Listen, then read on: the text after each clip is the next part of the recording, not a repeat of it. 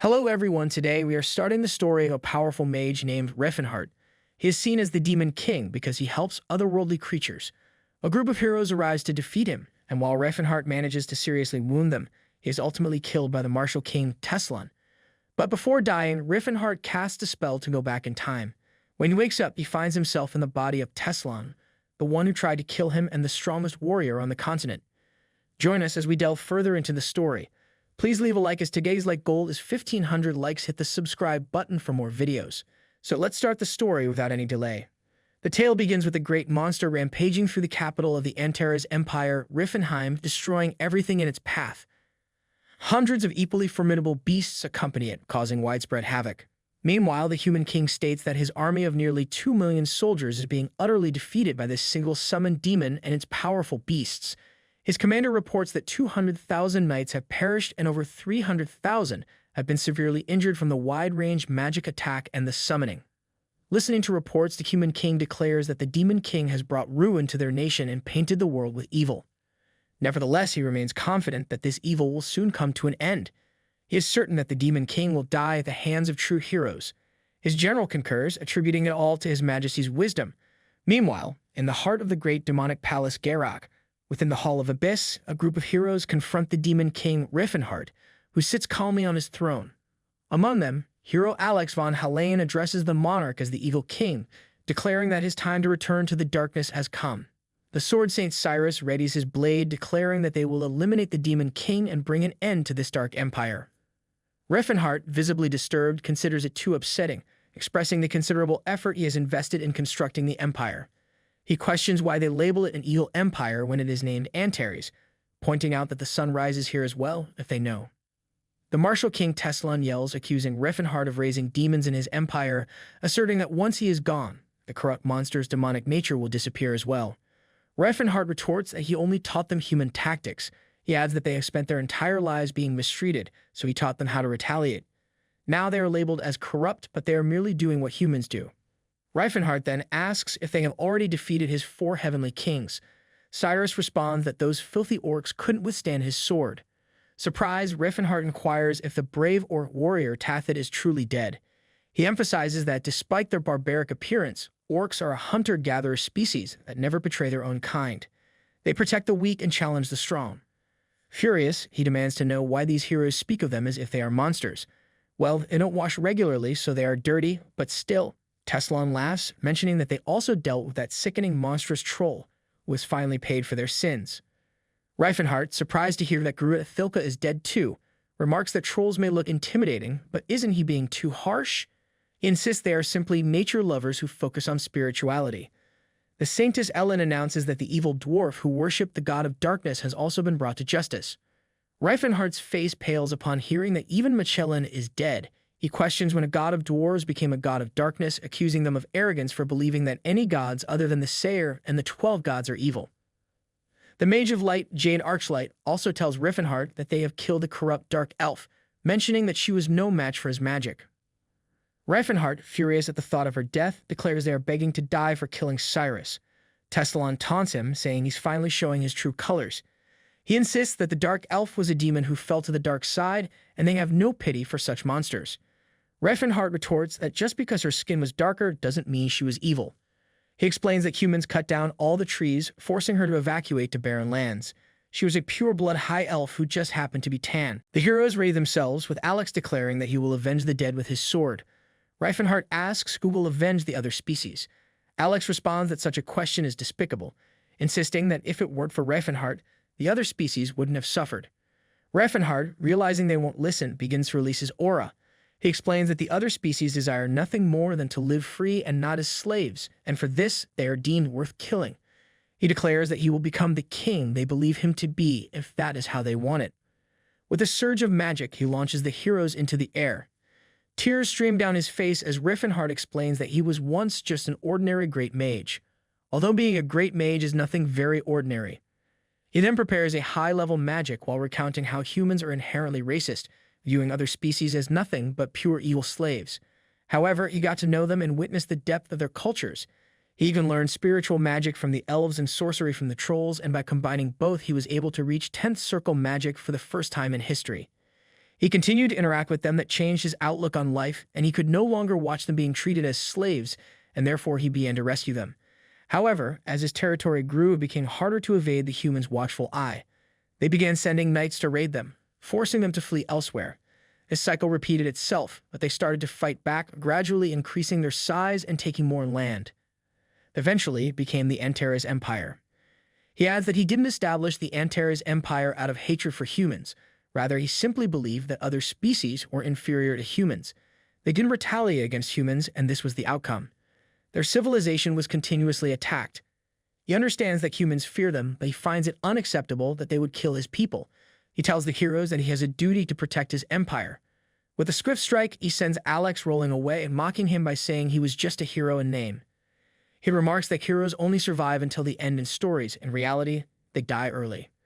Moments later, he dispatches all of them, leaving only Tesslon, who is exceptionally strong. While the others were weak, Tesslon proves to be different. He rushes at Rifenhardt and smashes the ground in front of him, causing a massive section of the palace to collapse. Rifenhardt is forced to distance himself as an explosion erupts from the side of the palace. He lands outside only to see Tesslon coming at him with the force of a people's elbow. Rifenhardt quickly puts up a barrier, but Tesslon confidently declares victory. Suddenly, Rifenhardt transforms into a Glomba, bluffing and asking if that's all Tesslon has. However, in reality, his spine is broken and he realizes he cannot win. Tesslon begins to walk towards him, declaring that he will send him to his judgment. Rifenhardt concedes, affirming Tesslon's victory with a brief acknowledgement of good for you. Still furious, Tesslon declares that Rifenhardt's defeat will liberate the others from their demonic restraints. Rifenhardt grits his teeth, mentioning that he was going to give up, but he will not, knowing it means his people will revert back into slaves. He pulls out an artifact, claiming it's the Eye of Time and Space, a relic beyond even his 10th circle's comprehension. When Tesslon demands to know his intentions, Rifenhardt explains it's a time and space regression spell that will rewind time. As he begins to activate it, uncertain if it will succeed, Tesslon leaps at him. Despite their fierce struggle, neither backs down. Tesslon's punch breaks through the magic barrier as Rifenhardt reiterates his refusal to meet his end like this. They both scream as a massive shockwave erupts from their collision. A blinding light forms from their collision, then explodes, sending out a massive wave of light. Birds chirp in the serene forest surroundings, enveloping a cozy log cabin. Rifenhardt gradually awakens, feeling warmth spread through him as he opens his eyes in surprise at his success. Uncertain of his location, he muses that he doesn't recall such a place from his past and questions his current age. Rising from bed, he admires his physique but expresses distaste for the excess muscle, deeming it unnecessary for a mage. As he observes his body in the mirror, Rifenhardt indulges in a bit of humble bragging. He reminisces about his youth when his charming physique swept numerous ladies off their feet, and when he got older, he got cooler and made several elves cry. However, as he scrutinizes the face before him, he wonders why his face looks so stupid compared to back then. He muses, where did his once statuesque-like features go as, in his eyes, his body now resembles more of a statue than a person. Doubt creeps in as he questions what went wrong if his space regression spell failed. Is that why he is in someone else's body? Gradually, the features before him become more recognizable, and he realizes with certainty that he's actually inside Tesslon's body. Out of the blue, a voice calls for Tesslon, leading to a giant old man leaning his head into the doorframe. He reminds Tesslon that the sun is up and questions why he isn't outside yet, urging him to seize the day. Confused, Rifenhardt asks the old man who he is, thinking him a monster. This prompts the giant man to express annoyance, questioning why he is looking at him as if it's their first encounter. Rifenhardt responds honestly, stating that he genuinely doesn't know him. The giant man hushes Rifenhardt, reminding him that he has already used amnesia as an excuse twice before. With a click of his tongue, he dismisses any further use of this excuse, asserting that it's time to get going. He then gestures to Rifenhardt's head, comparing it to a basketball, and insists that it's time for training. As he is dragged along by the old man, Rifenhardt reflects on the situation, coming to the realization that this giant man is likely Tesslon's teacher, the continent's strongest martial artist of all time, Gerard Crompretes. Gerard ties Rifenhardt to a treaty who attempts to explain the situation to him. However, Gerard interrupts, commanding him to be silent and remarking on his unusually talkative demeanor. Grabbing a piece of bamboo, Gerard declares that it's time to train. Rifenhardt grunts in pain as the sound of strikes hitting his stomach fills the air. Tears well up in his eyes as he struggles to comprehend what is happening. More blows rain down on him, and he fears that this may be how he meets his end. Gerard notices Tesslon's softer demeanor and wonders if he truly has amnesia. He reflects on their martial clan's mantra of being unbreakable and their rigorous training regimen, acknowledging that memory loss has occurred among their ranks in the past. He scoffs, deeming beating him up the easy solution. He asserts that humans resort to using weapons and wearing armor because of their perceived weakness and lack of physical prowess. However, he dismisses these as excuses, emphasizing that martial artists train to overcome their weaknesses. Rifenhardt finds himself dumbfounded, considering this the first time he's encountered such simplistic and nonsensical reasoning in his entire life. Gerard continues his tirade, likening humans to steel and insisting that the more they are struck, the stronger they become. Rifenhardt internally scoffs, viewing Gerard as an old geezer, questioning his wisdom. How are people same as steel? Gerard reaffirms to Rifenhardt that he is the student he has chosen, confident in his belief that he has no physical limits. Gerard assures him that he can become steel. Despite Rifenhardt's protests, he continues to rain blows upon him, all the while rambling on about his beliefs.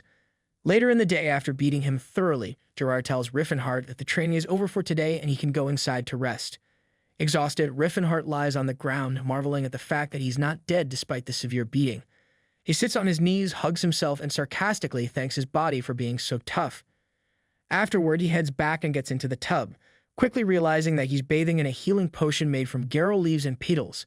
He marvels at the thought, knowing that a bottle of healing potion costs 10 silver coins, and here he is, soaking in an entire tub of it. Amused, he recalls how the queen supposedly bathes in milk, which pales in comparison to this luxurious treatment. Curious, he asks Gerard what's in the bath. Gerard responds that you need to cool steel after hammering it. Rifenhardt realizes that this means the training session isn't just brutish. It has an actual method behind it. Having fought Tesslon before, he understands his strength and is convinced that this rigorous training is the reason for it. As he relaxes in the bath, Rifenhardt wonders about the changes happening to his body. He contemplates whether his younger self still exists and considers two hypotheses. Either he coexists with his younger self, or his younger body now houses Tesslon's soul. The next morning, Gerard offers Rifenhardt a huge plate of food, insisting he needs to replenish his nutrients. After Rifenhardt finishes eating, Gerard suggests going on a light jog to help with digestion. They jog lightly up a mountain. Gerard then asks if he feels tired or if they should continue with their morning training. Rifenhardt initially says no, but then changes his mind, wondering how long this brutish training will continue. Later, exhausted, he collapses into bed, frustrated and resentful about being stuck in this body. As he leaps to a corner of the room, he starts to wonder what influence this will have moving forward. He considers running away, feeling the urge to escape. He ponders, in the case he exists as he did in the past, what will happen if he encounters his younger self. He reflects that teenage Rifenhardt doesn't become active as a mage until 10 years later. He imagines him spending his days studying hard, immersed in books at the Delphia Magic Tower, concluding that they won't possibly bump into each other. He wonders what if Tesslon has taken control of his body, then he will definitely come for him. He reflects that Tesslon's strength comes from having his body trained with Jim Unbreakable, so there won't be much he can do with his weak body. Jim Unbreakable is a training method Tesslon definitely needs the master's help for, and he believes there's no way Tesslon can do it alone. Still, a part of him thinks that Tesslon might be able to find a way. In the dead of night, he stealthily slips out of the house, cautiously ensuring Gerard isn't lurking outside. His sole intention is to break free from this confinement. Upon confirming Gerard's absence, he bolts away with unwavering determination. As he runs, an eerie aura trails behind him. Suddenly, to his astonishment, Gerard materializes on a nearby rock, intercepting his escape. Bewildered, Rifenhardt wonders how Gerard managed to track him down. Gerard calmly inquires where is he going, leaving Rifenhardt baffled. Gerard remarks on Rifenhardt that after a couple of months of silence, he is fleeing again. He questions if this is his 9th attempt, sarcastically noting that they are on the verge of reaching double digits. Rifenhardt asserts that he's honestly not the boy named Tesslon. His name is Rifenhardt, and he's a mage. However, Gerard believes he's just concocting a story to escape. Rifenhardt is puzzled. He struggles to understand why Gerard won't believe him. Gerard references Tesslon's earlier assertion of hailing from another world and encountering dragons and gods, followed by his claim of being an active master who reincarnated in a place called Murim in the Huan Empire of the Eastern Continent. Patting Rifenhardt's head, Gerard acknowledges that he's a bit convincing this time and that he's improved in terms of acting. He then orders Rifenhardt to return inside the house and get some sleep, and to make sure that he would come back, he pulled Rifenhardt with him along. Despite acknowledging his failure at prison breaking for the day, Rifenhardt continues to plan his escape for the following day with unwavering determination to succeed. He remains confident that he won't be trapped here forever. Many days pass, marked by various training sessions for Rifenhardt, yet he persists in his attempts to escape. However, Gerard always catches him in the act. Eventually, Rifenhardt resigns himself to the futility of his escape attempts, realizing that Gerard is relentless and doesn't understand the concept of giving up. Gerard informs him that Jim Unbreakable boasts 130 years of disciple escape prevention methods. He mentions that in their history, there have been no disciples who haven't feigned illness or attempted to escape. Even if Rifenhardt managed to escape, Gerard asserts that he would relentlessly search to the ends of the continent to track him down. He suggests that it would be better for Rifenhardt to officially obtain permission and descend the mountain. Despite the harsh training, Rifenhardt endures continued beatings from his teacher Gerard. After 2 years of perseverance, he finally achieves his goal and succeeds in the awakening his aura. Rifenhardt feels elated with his newfound abilities. He recalls hearing that even Cyrus, praised as the Sword Saying, only awakened his aura in his late 20s. Therefore, he's surprised that he easily attained this stage despite not yet being 20. Gerard, however, finds Rifenhardt's astonishment unwarranted. He explains that with the training of Jim Unbreakable, such progress is expected. According to Gerard, if someone stimulates the survival instinct alongside physical training, the will to live increases, thereby enhancing vitality and manifesting aura. While holding his mace, Gerard remarks that it doesn't even harm Tesslon anymore. He then tosses it aside and declares that they should move on to the next step. Rifenhardt then asks if they will now learn some normal martial arts, hoping to descend the mountain soon. Unfortunately, Gerard declares that the next step is sparring training with him. Rifenhardt feels puzzled and scared, knowing that his strength isn't comparable to Gerard's. The sparring between Rifenhardt and Gerard continues for 3 years. One day, Rifenhardt travels to the Vasily Kingdom in the southern region, specifically to the Larchid Mountains, a rugged and challenging terrain. There, in the middle of a waterfall, Rifenhardt undertakes additional training. Possessing his awakened aura, he prepares to attack using his Calamity Horn technique. This time, his aura is much stronger than was 3 years ago, and his body has become bolder and more resilient. Composing himself, Rifenhardt channels all of his strength into his fist. With a powerful charge, he punches the mountain with immense force.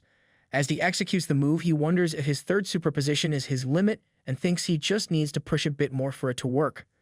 He reflects that the Calamity Horn is a powerful blow that can be executed by channeling all the strength into one spot on a body, and the sight of someone concentrating their aura resembles a horn, hence it got the nickname Calamity Horn. He realizes that he needs to somehow polish it to the 4th superposition. The final stage of the Calamity Horn, the 9th superposition, is said to produce a punch that sends 9 ripples capable of killing gods. Rifenhardt reflects on the fact that the Tesslon he knew had a limit of 7 superpositions, and even his master Gerard could only perform up to the 8th superposition. Gerard has told him that he needed to at least reach the 4th superposition to descend the mountain. Rifenhardt thinks that Gerard has gone down to the village for the first time in a while and assumes Gerard will take this time to have a drink before returning.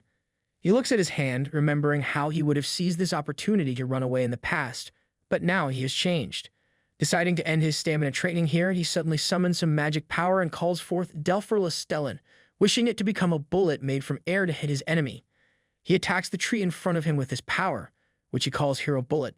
However, the tree only gains a scratch from his attack. He feels disappointed, thinking that his body isn't supporting him. Although he vividly remembers all of his magical knowledge through his artificial flashback, his mana isn't building and Tesslon's stone body lacks arithmetic ability, leaving him uncertain if he can still become a mage. Suddenly, he feels an energy that he believes doesn't belong to a human. He stares at the area where the energy emanates from and sees a beast emerge. It is an orc holding a sword. Rifenhardt feels no fear since beasts were his friends in his past life.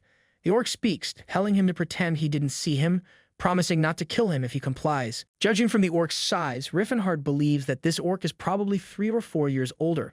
He also notices that the orc seems like a runaway, possibly having escaped from somewhere like the arena. Rifenhardt smiles slightly, recognizing that the orc is attempting to resolve this situation peacefully, as they are not being hostile. He acknowledges the orc's prideful race, which avoids unnecessary killing even in such situations. He asks the young orc if someone is chasing him.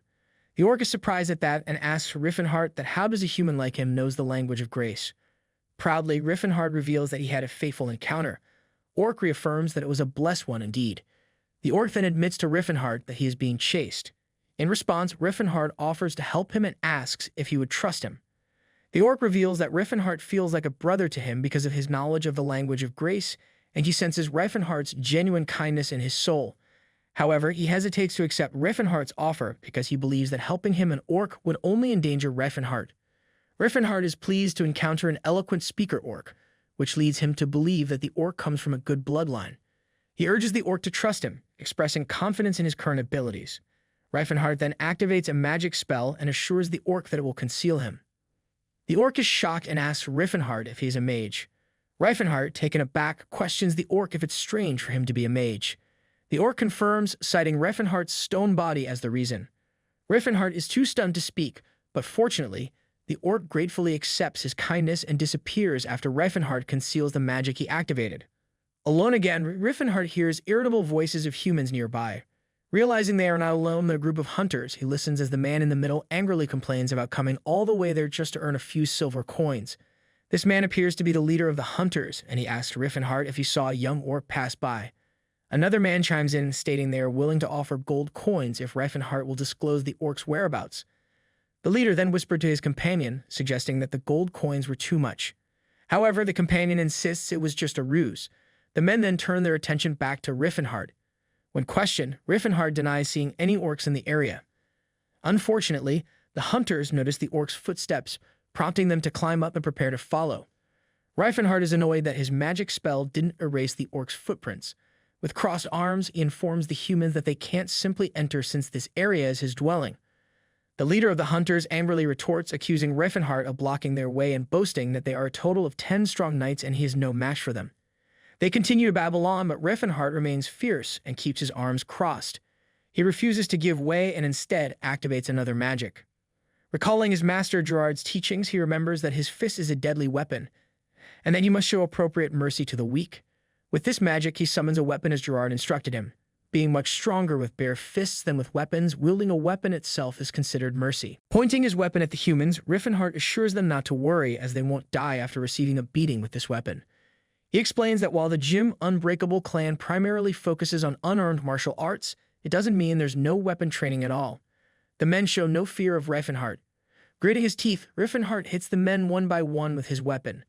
The remaining men charge at him with swords, but he manages to strike them while remaining unharmed.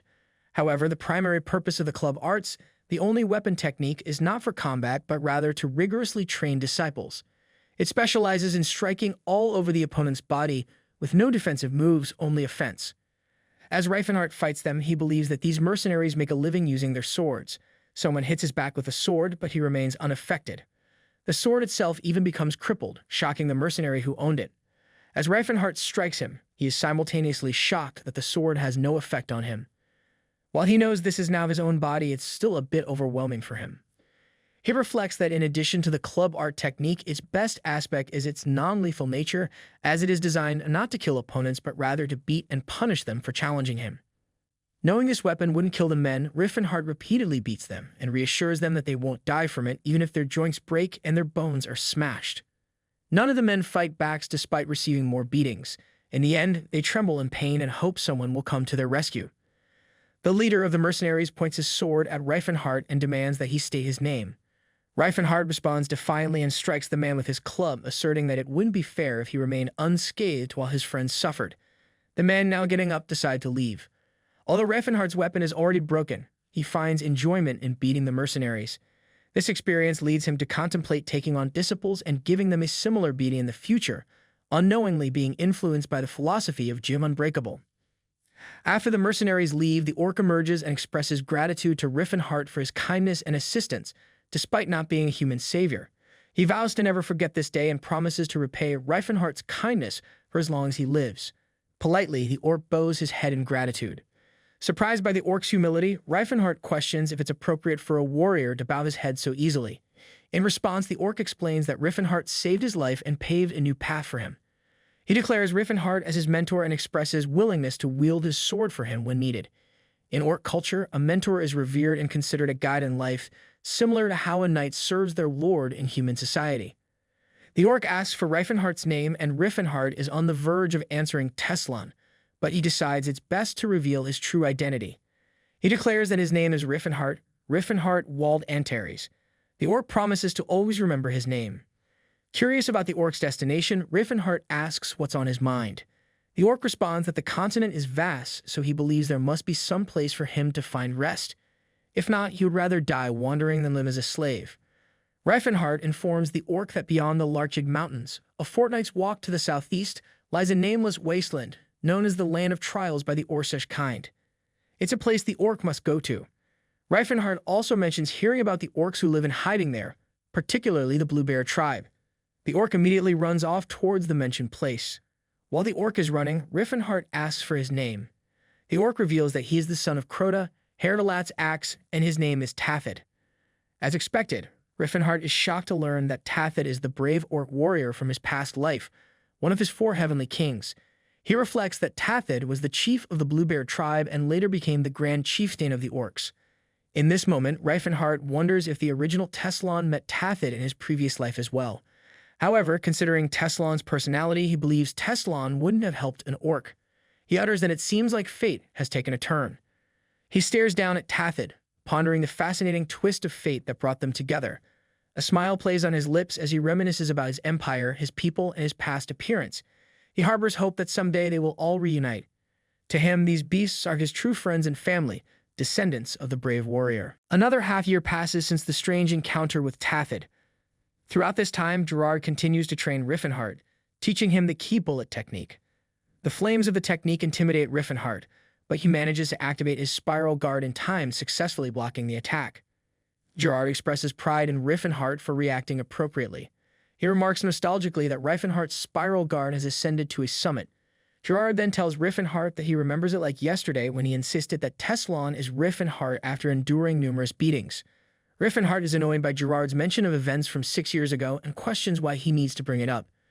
Gerard tells him that it has been 6 years since he started teaching him and he can now see that he has grown considerably stronger since then. However, he cannot explain why he is still so small. Rifenhardt responds defiantly to Gerard's remark about his size, stating that he is over 190 centimeters tall. However, Gerard angrily retorts that a member of the Gym Unbreakable should be over 2 meters tall, like the martial kings Valkenschut, Calbrain, and Rastal. He grabs Rifenhardt's head and demands to know if he has been consistently following the breathing technique he taught him. Rifenhardt recalls that the Tesslon he encountered before was indeed around 2.3 meters tall. He explains to Gerard that he believes his current stature is a matter of constitution. He reflects that he has no desire to grow any taller. He fears that if he were to use the breathing technique now, his body would become monstrous, which he wishes to avoid. Fortunately, what matters most to Gerard is that Tesslon proves to be sturdy enough. He then orders Rifenhardt to demonstrate the final result of his training. Rifenhardt activates his aura, his eyes sparkling with determination, and surprises Gerard by leaping to great heights. He channels his Calamity Horn technique, preparing to strike. As he descends, he delivers a powerful punch to the ground using his 4th superposition Calamity Horn, shattering the earth and causing water to splash forcefully from below. Gerard is impressed, chuckling at his student's excellence. Observing Rifenhardt's current strength, Gerard believes that his student could withstand a significant beating from someone.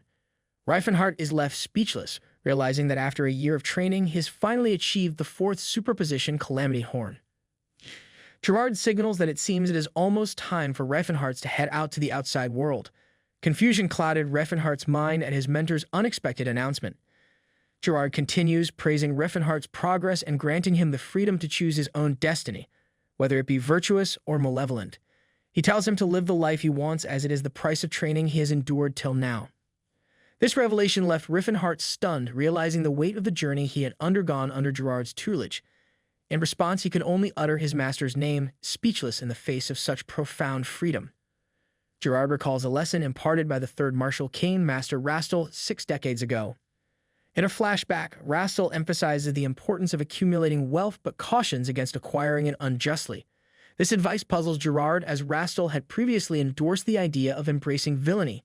However, Rastal clarifies that he advocates for being a dignified villain, one who possesses a distinct style. Additionally, Rastal encourages Gerard to stand alongside the unjustly treated whenever possible, highlighting the value of living a life praised and respected.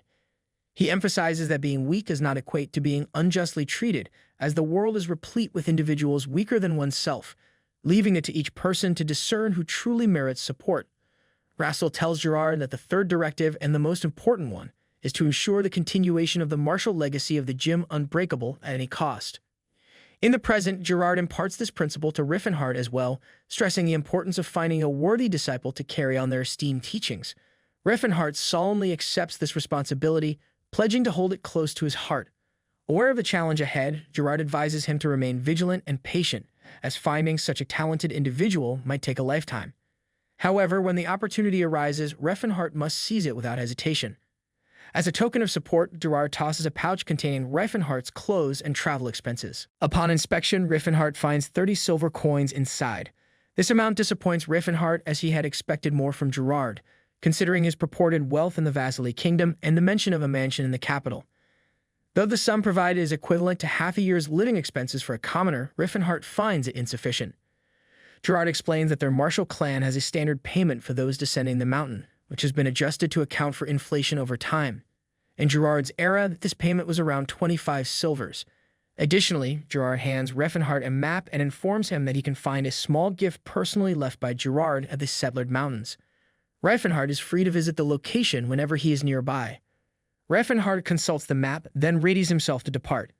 Just before he sets off, he casts a lingering glance back at Gerard, questioning the wisdom of descending the mountain. Doubts assail him. Is he truly free? Suddenly, a formidable fire technique materializes from Gerard, startling him. Fear grips him as he utters, "Mamma mia." Gerard tells him to go and don't mourn over partings and run with the iron resolve without looking back. He reminds Rifenhardt that he is the inheritor of Earth's greatest teachings. Rifenhardt bolts away from Gerard, his screams of fear echoing through his mind. He dreads the thought of facing his master's wrath once more, envisioning days of punishment. Several days later, in the faraway village, the village chief approaches the inn where the noble knight is reciting. Despite the warnings of his subordinate, who knows the danger involved, the determined old man proceeds, intent on delivering his message as he steps inside. The noble knight inquires about the matter, prompting the village chief to request payment for the food consumed by him and the other knights. Irritated, the knight flicks a single gold coin toward the village chief, believing it to be sufficient. The chief catches the coin and scrutinizes it momentarily, leading the knight to assume the old man is unfamiliar with such wealth. However, to his surprise, the chief boldly asserts that the single gold coin is an adequate compensation for all they've consumed. Enraged, the noble knight believes the old man doubts his knowledge of market prices because of his noble status.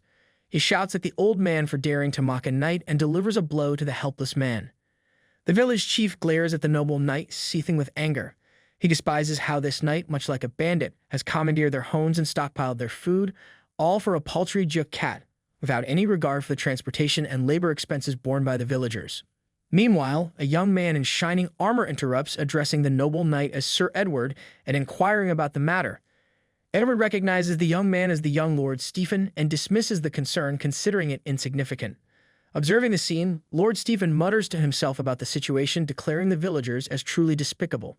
He emphasizes the importance of not showing mercy to peasants, as it risks them forgetting their place in society. Meanwhile, Rifenhardt recalls his time with a lady elf named Cyrus. He reminisces how Cyrus admired his lean physique, likening it to a well-crafted blade, perfect in her eyes. Rifenhardt reflects that this is how he once looked like, but now his current resemblance to an ultimate stone golem weapon. However, he finds solace in the fact that he appears taller now than he did in the past. Standing by the window, he reflects that Cyrus of this era would likely be around 70, roughly equivalent to 17 in human years. Currently situated in Crom, a city in the south of the Vasily Kingdom, he recalls that Cyrus is slated for sale next year, expected to be part of Chadden's slave auction. Contemplating his options, he ponders what course of action to take. He entertains the idea of sabotaging the auction site and liberating the lady.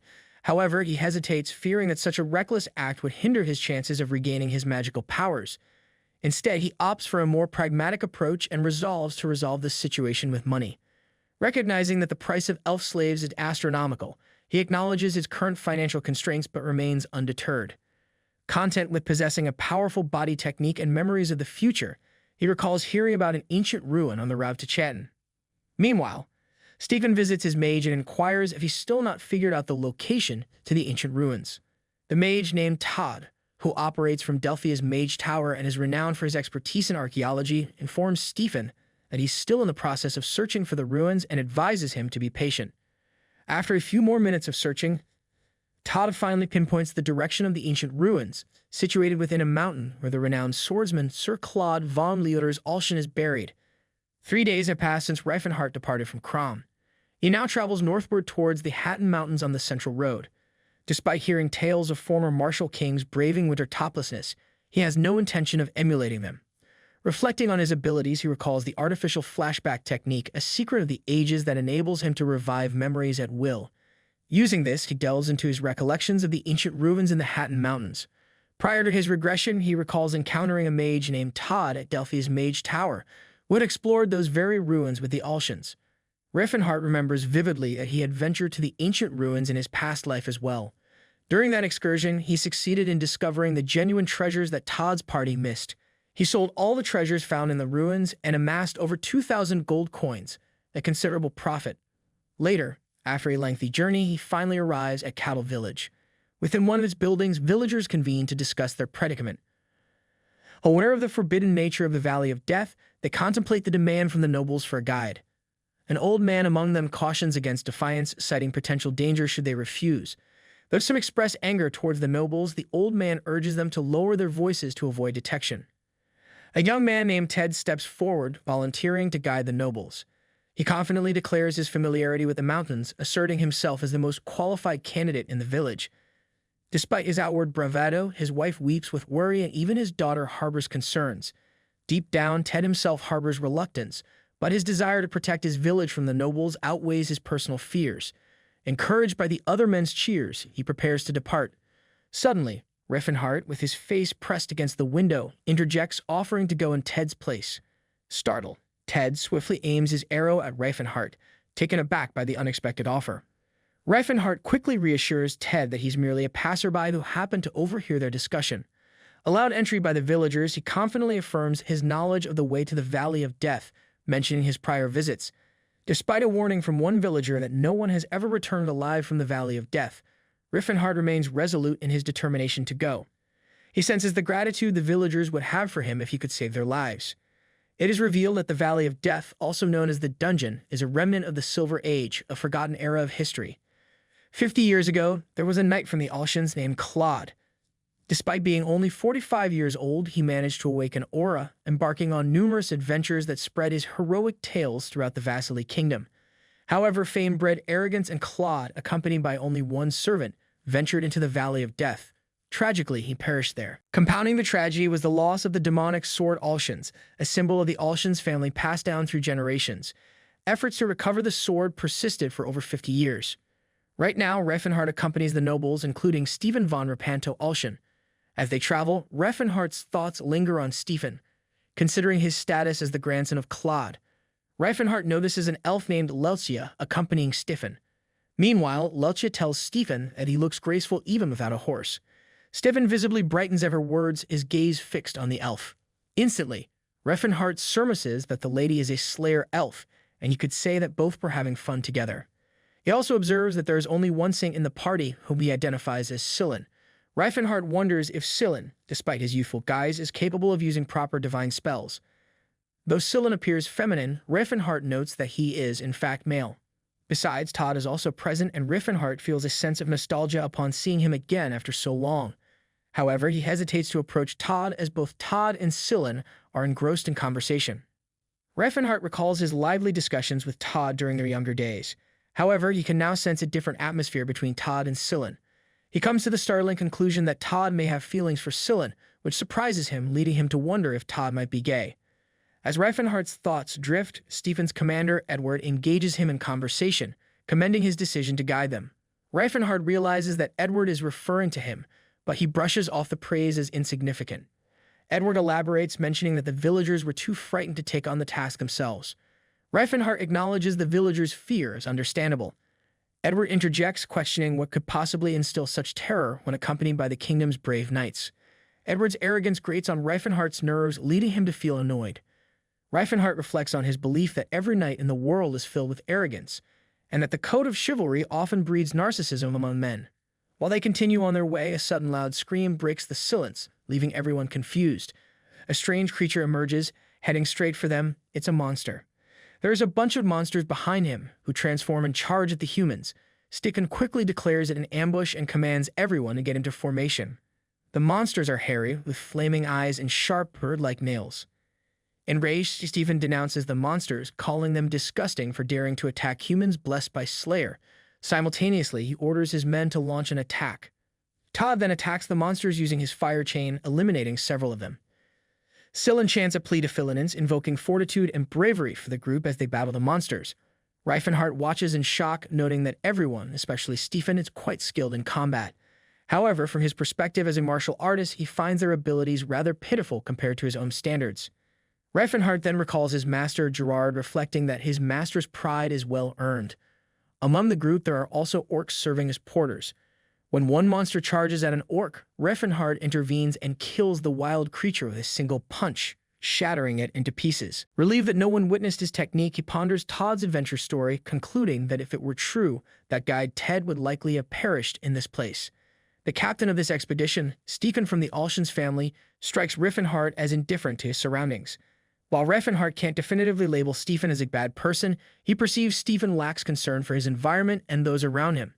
He concludes that this indeed makes him a bad person. Noticing Rifenhardt standing still, Scylla instructs him to take cover behind a tree, recognizing the danger.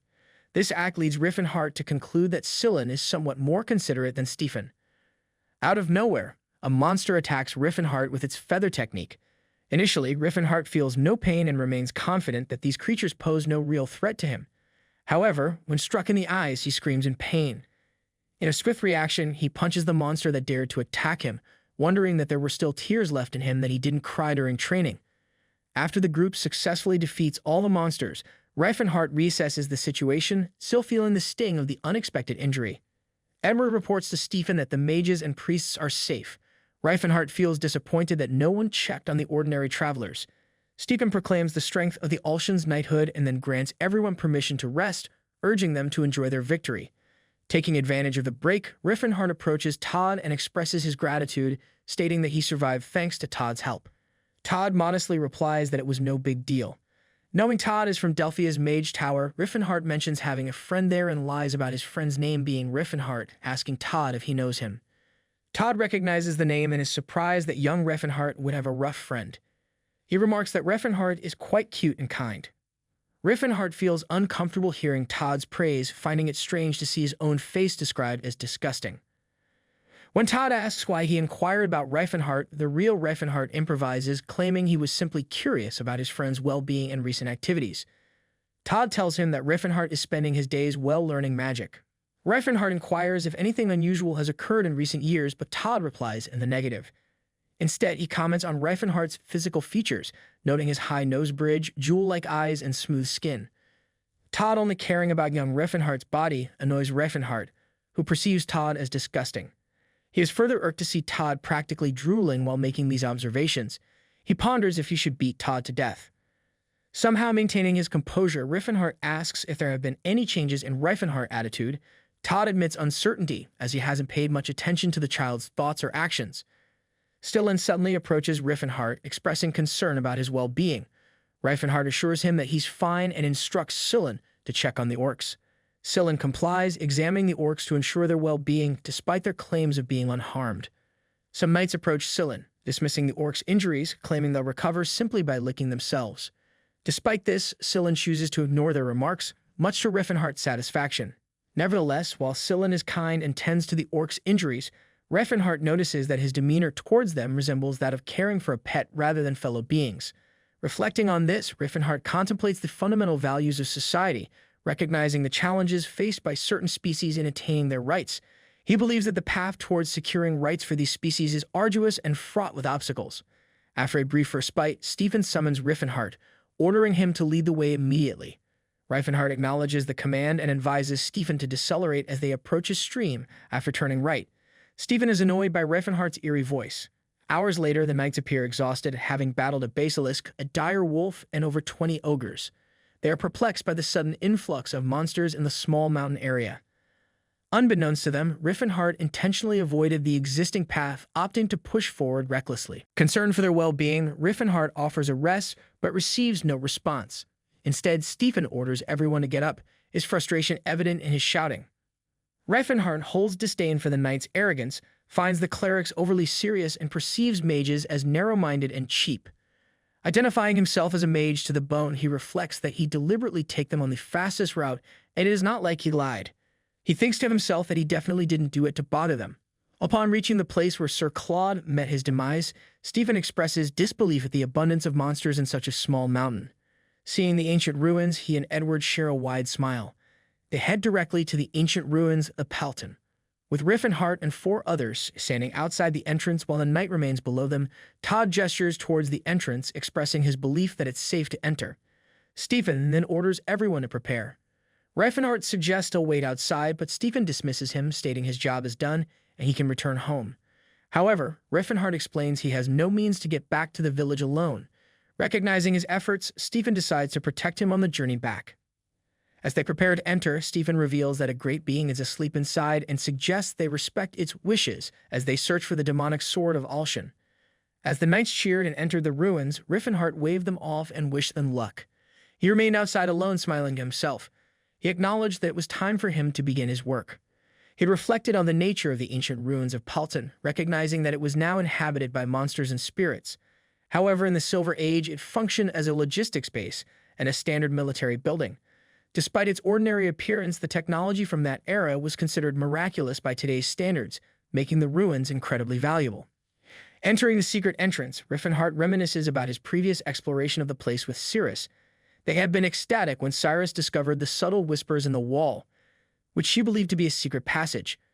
Together, they managed to unlock it, and that day, Cyrus kissed him. Recalling their adventures in the midst of danger fills Rifenhardt with excitement and longing. As he arrives at the second secret passage, Rifenhardt recalls the password, a mixture of Libra's left as a base, mixed with Aqua and Terra's seal in reverse. Fortunately, he essentially has the answer sheet at his disposal. However, executing it isn't as simple as he had anticipated due to his insufficient mana. He begrudgingly blames Tesslon's body for his current predicament. Fortunately, the secret path opened for Rifenhardt. As he prepared to enter, he hesitated to discard his clothes considering the cost of 10 silver coins. Stretching his body to gauge his physical abilities, he suddenly heard a scream emanating from the right side. Confused, he recalled guiding the humans towards the left side. Realizing that the secret path is a back door leading to the 3rd floor of the basement, he understands that entering through it constitutes trespassing. Upon considering the trespassing situation, Rifenhardt flinches as he recalls more knowledge from his past life. He remembers that this place was once a military building equipped with various security features designed to repel trespassers. In the past, when he and Cyrus explored the dungeon alone, they didn't need to worry about encountering others. However, with the Alshan's group now in the basement, it's evident that they've fallen into a trap. This realization makes Rifenhardt nervous as he fears they're now in serious trouble.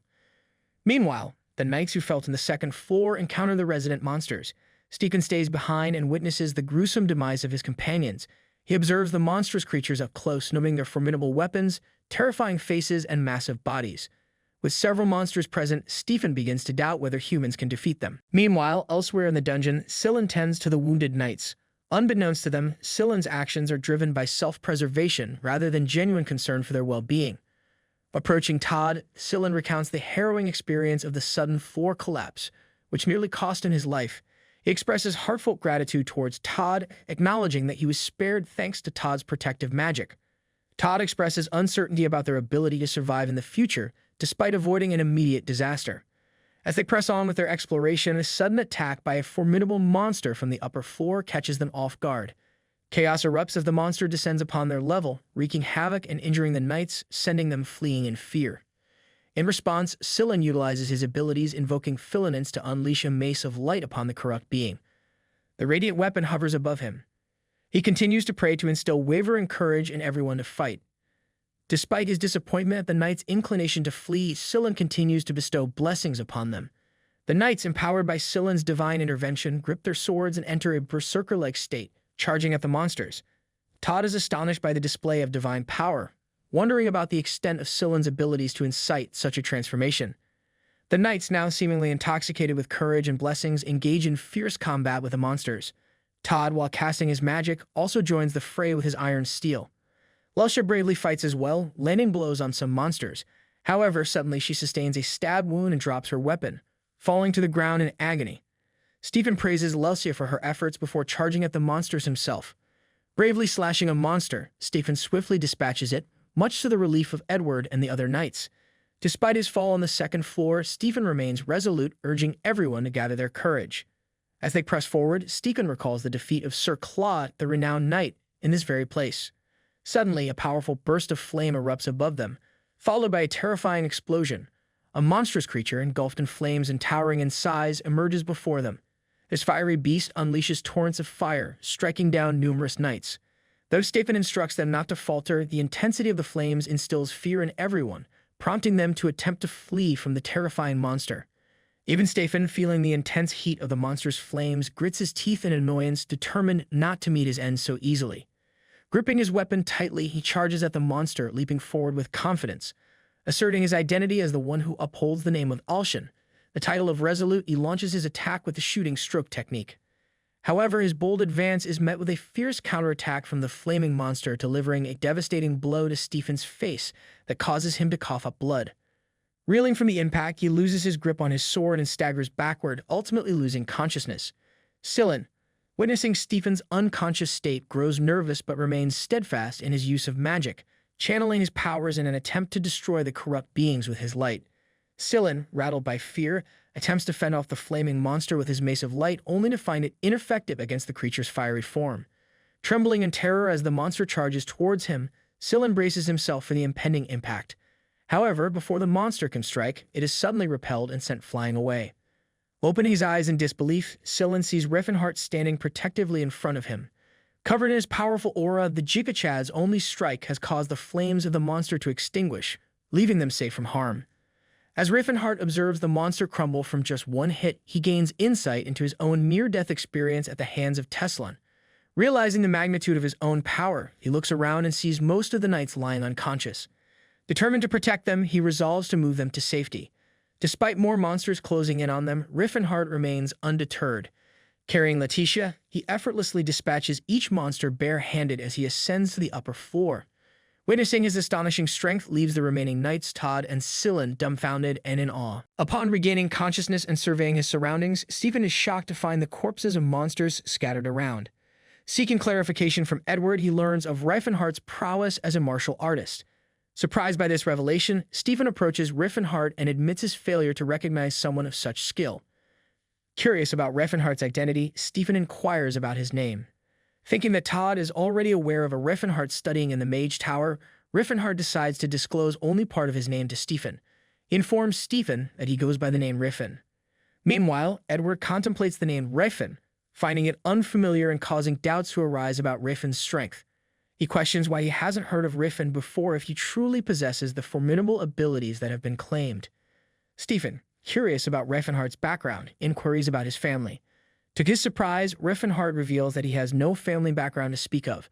Stephen is shocked by this revelation as he had assumed Rifenhardt to be a noble's child traveling for experience, and to discover that he is just an ordinary person without any notable lineage is somewhat undigestible to him.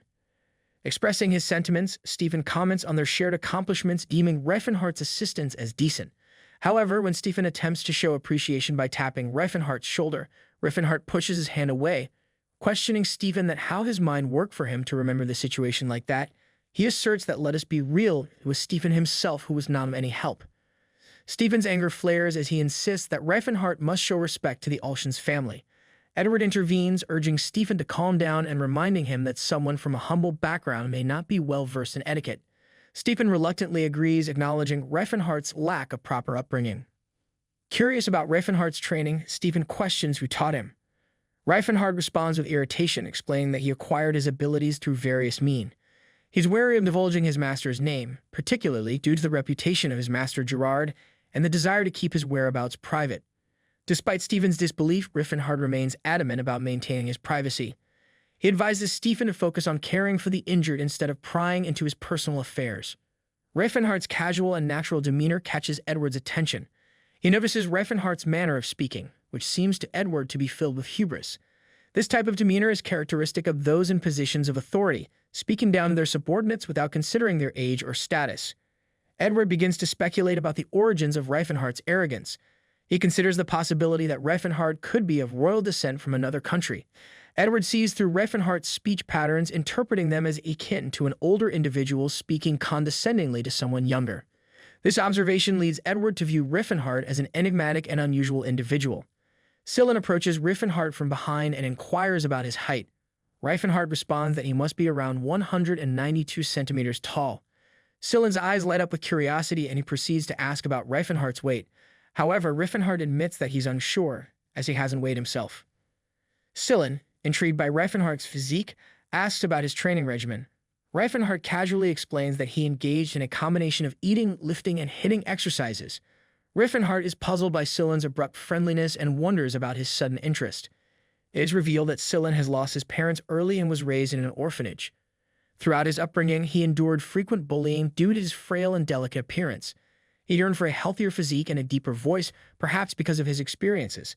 At one point, he even aspired to become a monk, believing devoutness could be expressed through physical strength. However, reality fell short of his expectations, and despite his efforts, his height remained unchanged, puberty never arrived, and his hair grew rapidly despite his frail physique. His attempts at weight training yielded little physical improvement, but inadvertently enhanced his divine power as he treated his injuries from the training. This led him to admire those with muscular physiques, much like the situation he found himself in presently. Meanwhile, Rifenhardt feels overwhelmed by Scylla's gaze and decides to make a hasty exit, citing the need to scout the exit. However, Scylla intervenes and offers his assistance. Rifenhardt counters by inquiring about the fate of those injured individuals in Scylla's absence. Scylla's mood shifts as he realizes the truth in Rifenhardt's words. Stephen overhears them, so he offers to accompany Rifenhardt. He then commands Letitia to stay and help. He approaches Rifenhardt and asks if it's all right for him to join. Rifenhardt, in turn, tells him to do as he pleases. They both head to the entrance. At this moment, even if it's just a coincidence, Stephen can't help but acknowledge Rifenhardt. Considering they received help from him, Stephen concludes that Rifenhardt is feeling proud of himself for being able to assert authority over a knight. Just the fact that Rifenhardt is taking the lead to do whatever he wants is evidence for Stephen that Rifenhardt is looking down on the knights. Stephen eagerly looks forward to witnessing how Rifenhardt handles the situation as a demon suddenly appears. He anticipates to demonstrate Rifenhardt his skills and put him in his place. Stephen's desire for a demon to emerge is cut short when Rifenhardt unexpectedly hits the back of his head. Rifenhardt directs Stephen to rest, swiftly rendering him unconscious. Stephen collapses to the floor, and a few low-level the monsters roar into existence. Unperturbed, Rifenhardt effortlessly dispatches each monster bare-handed, eliminating them one by one. With the obstacles cleared, Rifenhardt confidently strides towards the location of the treasure. Entering the room, Rifenhardt begins his search. After a short time, luck favors him as he discovers the Limitless Bag, a magical tool enabling the storage of items up to 10 times the size of the bag while reducing their weight to a tenth. Delving into gathering items, he recalls there should be other valuable items aside from the bag: the Heavenly Brazier, the Returning Dagger, a magical sapphire, and numerous other expensive articles. After collecting the whole treasure, Rifenhardt returns to Stephen to check on him. Stephen regains consciousness and inquires about the situation. Rifenhardt fabricates a story claiming Stephen was struck from behind by a monster, instantly rendering him unconscious. Stephen's annoyance grows as he perceives his plans as unsuccessful, leaving him feeling unlucky. Despite this setback, he grudgingly extends gratitude to Rifenhardt, recognizing that Rifenhardt remained by his side in the area and intervened to save him from monster attacks. Rifenhardt downplays the significance of his actions, brushing off Stephen's thanks. However, Rifenhardt secretly harbors additional intentions to incapacitate Stephen once more. As Rifenhardt proceeds to tidy up the ancient relic site, Stephen finds himself knocked out 3 more times. Rifenhardt worries about potentially causing harm to Stephen, but remains confident in Stephen's ability to recover. Upon regaining consciousness for the 4th time, Stephen wonders that he has been vigilant but is unable to detect any threats. Sensing something awry, Stephen resolves to take supplements for his body once they return, attributing his strange sensations to fatigue or other factors. With Rifenhardt's Limitless Bag already full, he decides to return for the remaining items at a later time. He suggests to Stephen that they should go back, noting that they've likely explored most of the paths. Stephen concurs with the suggestion. Meanwhile, the group gathers and proceeds to another location. While walking, Scylla walks beside Rifenhardt and questions if he is a royal. Rifenhardt dismisses the notion, stating that he is just a regular citizen. Scylla expresses disbelief considering Rifenhardt's considerable capabilities. Rifenhardt counters, explaining that even a regular citizen can possess skill. Scylla persists, noting that Rifenhardt's natural demeanor often seems condescending. Perplexed, Rifenhardt seeks clarification, prompting Scylla to explain further. Scylla tells him that he understands that Rifenhardt needs to project confidence and assertiveness as a martial artist, but there are instances where his conduct could be perceived as talking down to others, particularly towards individuals like Edward, who is well over 40. Rifenhardt comes to an understanding, realizing his behavior, as he recalls that he's only 22 in this life and should be more mindful. He casually mentions to Scylla that he's not accustomed to socializing, hence his lack of proper etiquette. After a brief walk, they enter another room. Stephen opens the door, revealing a terrifying monster. The sight shocks everyone, including Rifenhardt and Scylla. This monstrous creature, known as the Grell Beast, captivates Rifenhardt's attention. He struggles to recollect encountering such a creature in his past life within this dungeon. According to Stephen, this demon serves as the guardian of this place. Rifenhardt ponders whether this monster has yet to be dealt with. Suddenly, the monster lets out a deafening roar upon sighting them. Rifenhardt decides it's best for everyone to retreat for now, considering the challenge of confronting the monster with their current resources. As they prepare to leave, a knight screams, drawing Stephen's attention to the sword wielded by the Grell Beast. To their astonishment, it is revealed to be the demonic sword Alshin's. Stephen unsheathes his sword, prepared to confront the Grell Beast. However, Edward questions his decision, expressing concern about the impending danger. He suggests returning to their family to prepare now that they know the extent of what they're facing. Despite Edward's counsel, Stephen adamantly refuses to retreat. Upon witnessing the Alshin sword tainted by the monster, he becomes resolute, refusing to yield in his determination to reclaim it, even if it means confronting death itself. With unwavering resolve, Stephen commands everyone to raise their swords, readying themselves for battle.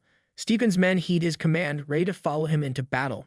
Meanwhile, Rifenhardt watches with annoyance, observing Stephen's reckless behavior. Grell Beast tries to strike Rifenhardt with his sword in a rage, but Rifenhardt dodges without any problems. During the battle with the monster, Rifenhardt feels how incredible his new skills are. He can easily see all of Grell Beast's clumsy attacks. In the very next instant, he deals a crushing blow to the monster. His attack is far beyond what the knights can do. They can't even scratch the creature. It's almost as if they brought butter knives to a sword fight. However, dealing with this monster isn't so straightforward. The guardians of the ruins, even when severely wounded, refuse to go down. The reason is simple. The ruins themselves emit mana that aids in their rapid healing. Inside these ancient ruins, their strength is formidable, making them nearly invincible against foes of lesser caliber. Moments later, Grell Beast bounces back with renewed fury, ready to resume the battle. He gathers an immense amount of energy in his mouth and launches a swift attack. However, Rifenhardt evades with ease, seizing the opportunity as the monster struggles to recover. He employs a joint lock technique, swiftly followed by an aerial assault aimed at the creature's jaw. But the excitement doesn't end there. Rifenhardt continues with a series of striking techniques, thoroughly enjoying the chance to test his powers without fearing his teacher's lethal reprisal. Nevertheless, to Rifenhardt, Grell Beast is nothing more than a punching bag. Meanwhile, the remaining knights watch in awe as this epic battle unfolds. It's inconceivable that a mere human could stand toe-to-toe with such a terrifying monster. Rifenhardt knows he can't afford to toy with Grell Beast any longer. If he wants to end this quickly, he must resort to the Horn of Calamity. Yet the dilemma remains, triggering it risks collapsing the entire place, burying everyone alive. Rifenhardt continues to ponder his next move. Todd calls out to him and suggests swinging his sword, confident that a divine spell on an aura-covered sword could defeat the monster. Rifenhardt is well aware of this tactic himself. He mentally responds that he doesn't know how to cover his weapon with aura. Todd, as usual, doesn't seem to hear and asks what he's talking about. Irritated, Rifenhardt clarifies that he only knows how to use aura on his own body. Todd can't believe it, but it's not Rifenhardt's fault. The issue lies in the specifics of his martial art. Maybe they need a martial arts handbook for dummies. But suddenly, Rifenhardt is called out by Scylla, who seems to be up to something. Scylla decides to check if Rifenhardt's body truly has high strength while continuing to fight the Grell Beast. Rifenhardt responds affirmatively, which satisfies Scylla. Without missing a beat, Scylla begins casting some kind of spell. As soon as he finishes, he directs it at Rifenhardt, and it turns out to be really effective. It's like getting an unexpected power-up in a video game, but without the cool sound effects. Rifenhardt almost immediately feels an unprecedented surge of strength, like he could conquer the world or at least win a tug-of-war with a mountain. Grabbing the unsuspecting Grell Beast by the arms, he throws it over himself and slams it against the wall with all his might. When he comes to his senses, he can't help but marvel at the kid's divine spells. Scylla managed to cast an enhancement spell meant for a weapon on another person's body. Truly amazing. Scylla is basically a walking, talking cheat code. Seeing the success, Scylla smiles brightly and suggests they now beat that demon to death. Rifenhardt is a bit shocked at the contrast of someone so beautiful having such a crazy personality. However, there's no time to dwell on that. As long as the holy spell is in effect, he has to finish off the monster quickly. In an instant, he's in front of the Grell Beast and strikes it with a divine kick, followed by a divine knee. In short, Rifenhardt mercilessly continues to beat up the monster. These are no longer the same punches as before. Enhanced by the divine spell, they carry monstrous destructive power. It's like Rifenhardt leveled up from Street Fighter to mythical warrior in the blink of an eye. At the end of it all, Rifenhardt delivers the final surprise for the Grellbeast, a divine punch. A purple beam of light pierces through the monster in an instant, tearing it in half. This is an unconditional victory, with Rifenhardt striking a heroic pose that doesn't leave Scylla indifferent. The mana channels connected to the Grellbeast begin to disappear, signaling the end of the battle. They have won, but Rifenhardt still feels the urge to fight. His fighting spirit is stronger than ever, like a gamer who's just conquered the final boss and is ready for the next challenge, even if it's just to raid the fridge. The wounded young lord, Stephen, approaches Rifenhardt, his irritation obvious. His face contorts with anger as he demands to know what had amused Rifenhardt so much and why he had been playing dumb and hiding his identity until now. Stephen grudgingly admits that Rifenhardt is stronger, but he can't forgive the fact that his knightly honor has been trampled. Stephen accuses Rifenhardt of finding it entertaining to stand by and watch them suffer. If looks could kill, Rifenhardt would need another divine spell just to survive Stephen's glare. Rifenhardt replies that he had never mocked them, explaining that mocking requires interest and he simply didn't care enough to mock anyone. Deciding to ignore Stephen, he turns around and starts to walk away. This behavior infuriates Stephen, who immediately rushes at Rifenhardt with his sword, furiously demanding how he dares to turn his back on him. However, Stephen's sword does not reach its target because Rifenhardt suddenly bends down to pick up the demon's sword, the goal of their mission. Stephen, caught off guard by missing his target, loses his balance and clumsily begins to roll down the slope. He's so flustered that he even blames Rifenhardt afterward, demanding how he dared to dodge his blow. Despite Stephen's insolence, Rifenhardt doesn't respond in kind. Instead, he holds out the sword to Stephen and reiterates that he never intended to mock him. Besides, wasn't this sword the reason for all the commotion? Sir Edward is impressed by Rifenhardt's noble gesture. To him, the lack of greed in the face of something so valuable demonstrates true strength. Stephen gets what he wanted, the demon's sword, but he's far from happy about it. He feels humiliated and can't accept the situation. As for Rifenhardt not taking the sword, the real reason is that it's only a second-rate weapon compared to what he could create in his previous life. With the mission accomplished and their objective secured, Rifenhardt suggests heading back. Everyone eagerly supports this proposal, eager to leave the tense atmosphere behind. Meanwhile, Stephen remains angry, clutching his precious weapon, which despite its value can't repair his wounded pride. It's like he's clinging to a consolation prize that just doesn't quite cut it. The journey back passes without incident, and they successfully return to the village of cattle. Upon their arrival, Scylla heals several villagers, impressing everyone with his skills. He also distributes gold coins to the villagers, prompting Rifenhardt to note that Scylla knows how to make a good deal for a small price. This gesture raises the villagers' trust in the Philanese Holy Order significantly. Clearly, integrating humanitarian aid with their missions was a brilliant idea. With the mission accomplished, Stephen's troop of knights doesn't linger and soon departs from the village. During the journey, Stephen tells Sir Edward that they need to investigate that young man named Riffen. Sir Edward readily agrees, adding that he too had noticed Riffen's considerable talent. Upon hearing this, Stephen's face twists with irritation. He refuses to admit that he might be weaker than Rifenhardt. Meanwhile, Rifenhardt doesn't linger either and sets off on his way. Thanks to his venture into the dungeon, he was able to hone his skills and acquire gold and artifacts. Now it's the perfect opportunity to meet Cyrus. However, Rifenhardt wasn't destined to travel alone. It looks like Scylla has been following him. He asks Scylla why he's doing so. In response, Scylla asks if Rifenhardt knows about the priests who travel the world, showing the grace of the goddess and caring for the faithful. Rifenhardt nods affirmatively, acknowledging that they're called pilgrims known for their writings during their travels.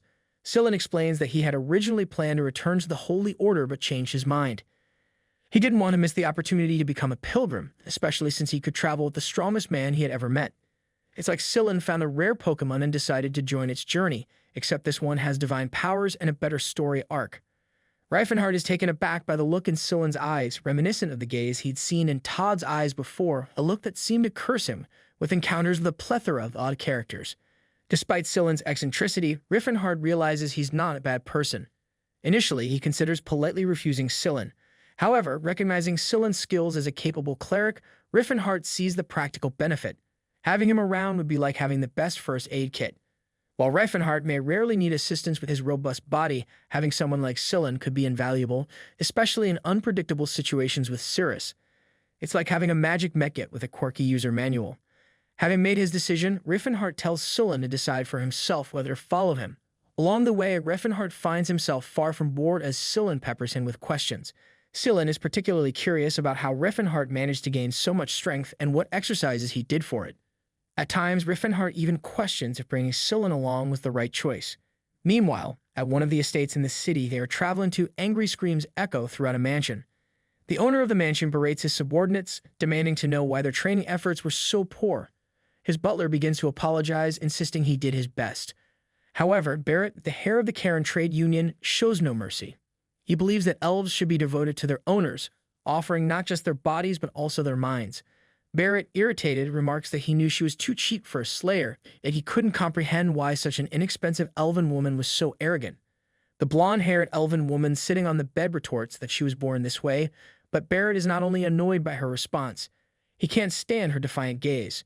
Meanwhile, the elven girl can't help her natural appearance. She was born with those eyes. Nevertheless, Barrett shows no sympathy.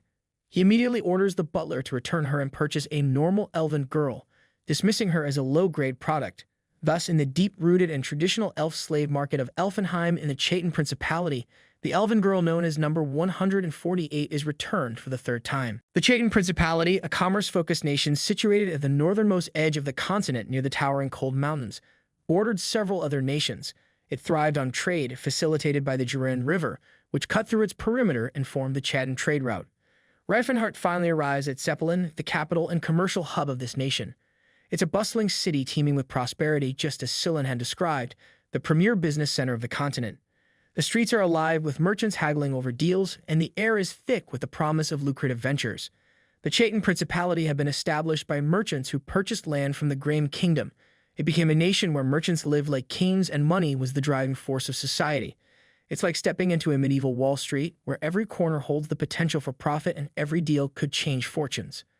Rifenhardt reflects that this is where Cyrus is held. The pretty priest struggles to keep up with Rifenhardt's long strides. Just then, they stumble upon a disturbing scene. An old, decrepit man pleads for mercy from a fat man in lavish clothes. This fat man is Tarek, the head of the Rolothan trade union, notorious for his zero tolerance for insults aimed at his organization. In his fury, Tarek decides to teach the poor beggar a harsh lesson, and after venting his anger with 30 hits, Tarek callously tosses 30 gold coins to the beaten man as a tactless form of compensation. Scylla immediately rushes to the old man's side to ensure his bleeding head is all right. The pretty priest is disturbed and considers reporting the incident to the authorities, but the beggar stops him. To the old man, being beaten up for 30 coins is worth it if it helps him establish himself in the city. Scylla finds it ridiculous that someone would act like nothing happened just because they were paid off. It's like witnessing a medieval settlement of Keeping Up with the Con Artists, where bruises are collateral for real estate deals. Rifenhardt isn't surprised. In this place, everyone is driven by money. The priest, having traveled far and wide, thought he'd seen it all. But Zeppelin presents a new twist. Here, lawbreakers simply pay a fine. There's no need for jail if you've got cash. Stillen starts worrying about what business Rifenhardt might have in such a depraved town. Rifenhardt wants to answer honestly but stops himself midway, realizing how it might sound. Eventually, he confesses that he's come to this place to buy an elf. Stillen misunderstands and judges Rifenhardt, thinking he's a certain type of depraved person. Rifenhardt strongly denies the allegation, but unable to explain his previous life, has to accept the priest's judging looks. Stillen admonishes him for being a man, to which Rifenhardt reminds him that he is one too, leaving Stillen without a retort. Meanwhile, Tarek's residence is situated in the priciest part of the merchant town. Currently, he is cursing other merchants for accusing his Rolothan trade union of ripping them off, insisting they should work harder instead. A beautiful elf stands by Tarek's side, pacifying him and agreeing to anything he says. In fact, multiple slave elves are currently serving the repugnant fatty. That's when Tarek spots his old friend Barrett. Tarek inquires about the slayer Barrett bought recently, addressing him derogatorily. Barrett responds that he could make the slayer listen, so she was returned about 2 weeks ago. Tarek finds this highly amusing, thinking it emblematic of why Barrett's Karen trade union can't break into the top 10. It's like watching a villainous duo in a fantasy sitcom where even their pets have higher standards in their business practices. Barrett tries to justify the situation, pointing out that many others had returned the defective slave as well, which is why she was so cheap. Tarek, already imagining the satisfaction of taming the untamable elf, decides to make his way to Elfenheim. Later, in the center of Zeppelin, Rifenhardt and Stillen decide to stay at a massive inn. When Rifenhardt enters their room, he sees something extremely odd. Stillen is trying and struggling to work out, his skinny frame fully on display as he attempts various exercises. If Stillen tried this hard regularly, it made no sense that he still had no muscle mass. Rifenhardt warns the priest not to push too hard if he doesn't want to end up with muscle aches. However, for Sillin, that isn't a problem at all. After heavy workouts like today, Sillin prefers the easy route of just healing himself back to full strength. From a sweaty mess, he returns to being a refreshed pretty boy in just a few seconds. Rifenhardt finally understands why this kid works so hard without gaining any muscle. Healing magic works like a spell that turns back time. Muscles need to be trained by stretching, destroying, and regenerating them. Using the healing spell just takes Sillin back to this state before he began exerting himself, so this foolish pretty priest has been wasting his time. Seeing the look on Rifenhardt's face, Sillin asks if something is wrong. Rifenhardt decides to teach him a more effective training method later. Rifenhardt also asks if Sillin's long hair becomes annoying when he works out. Sillin replies that even if he cuts it, it grows back quickly, and there's a belief that hair grows faster the more one has lewd thoughts. Rifenhardt, now with enough money after trading the treasures from before, decides it's time to hit the slave auction. Sillin, always ready for an adventure, grabs his garb to tag along. Various kinds of slaves are sold at this auction, with elves being the most popular. Their unparalleled beauty gives them a higher value than orcs, dwarves, or any other races. This fact also inflates their prices, making them much more expensive than other slaves. It's like a high-stakes auction where beauty has a premium price tag and the competition is fierce for the most coveted items on display. A slayer goes for around 800 gold coins, while a female elf can fetch 300 gold coins. A young female elf is worth 100 and a young male elf goes for 30. Competent orc swordsmen are sold for 10 gold coins, with regular orc slaves and baby orcs fetching about the same. Male elves have little demand due to their high suicide rate. Another reason for the popularity of elves is their long lifespans, though this also means they stay in their adolescent stages much longer. There's a famous joke that a foolish merchant would die of old age waiting for a baby elf to grow up, underscoring the risky investment in elven youth.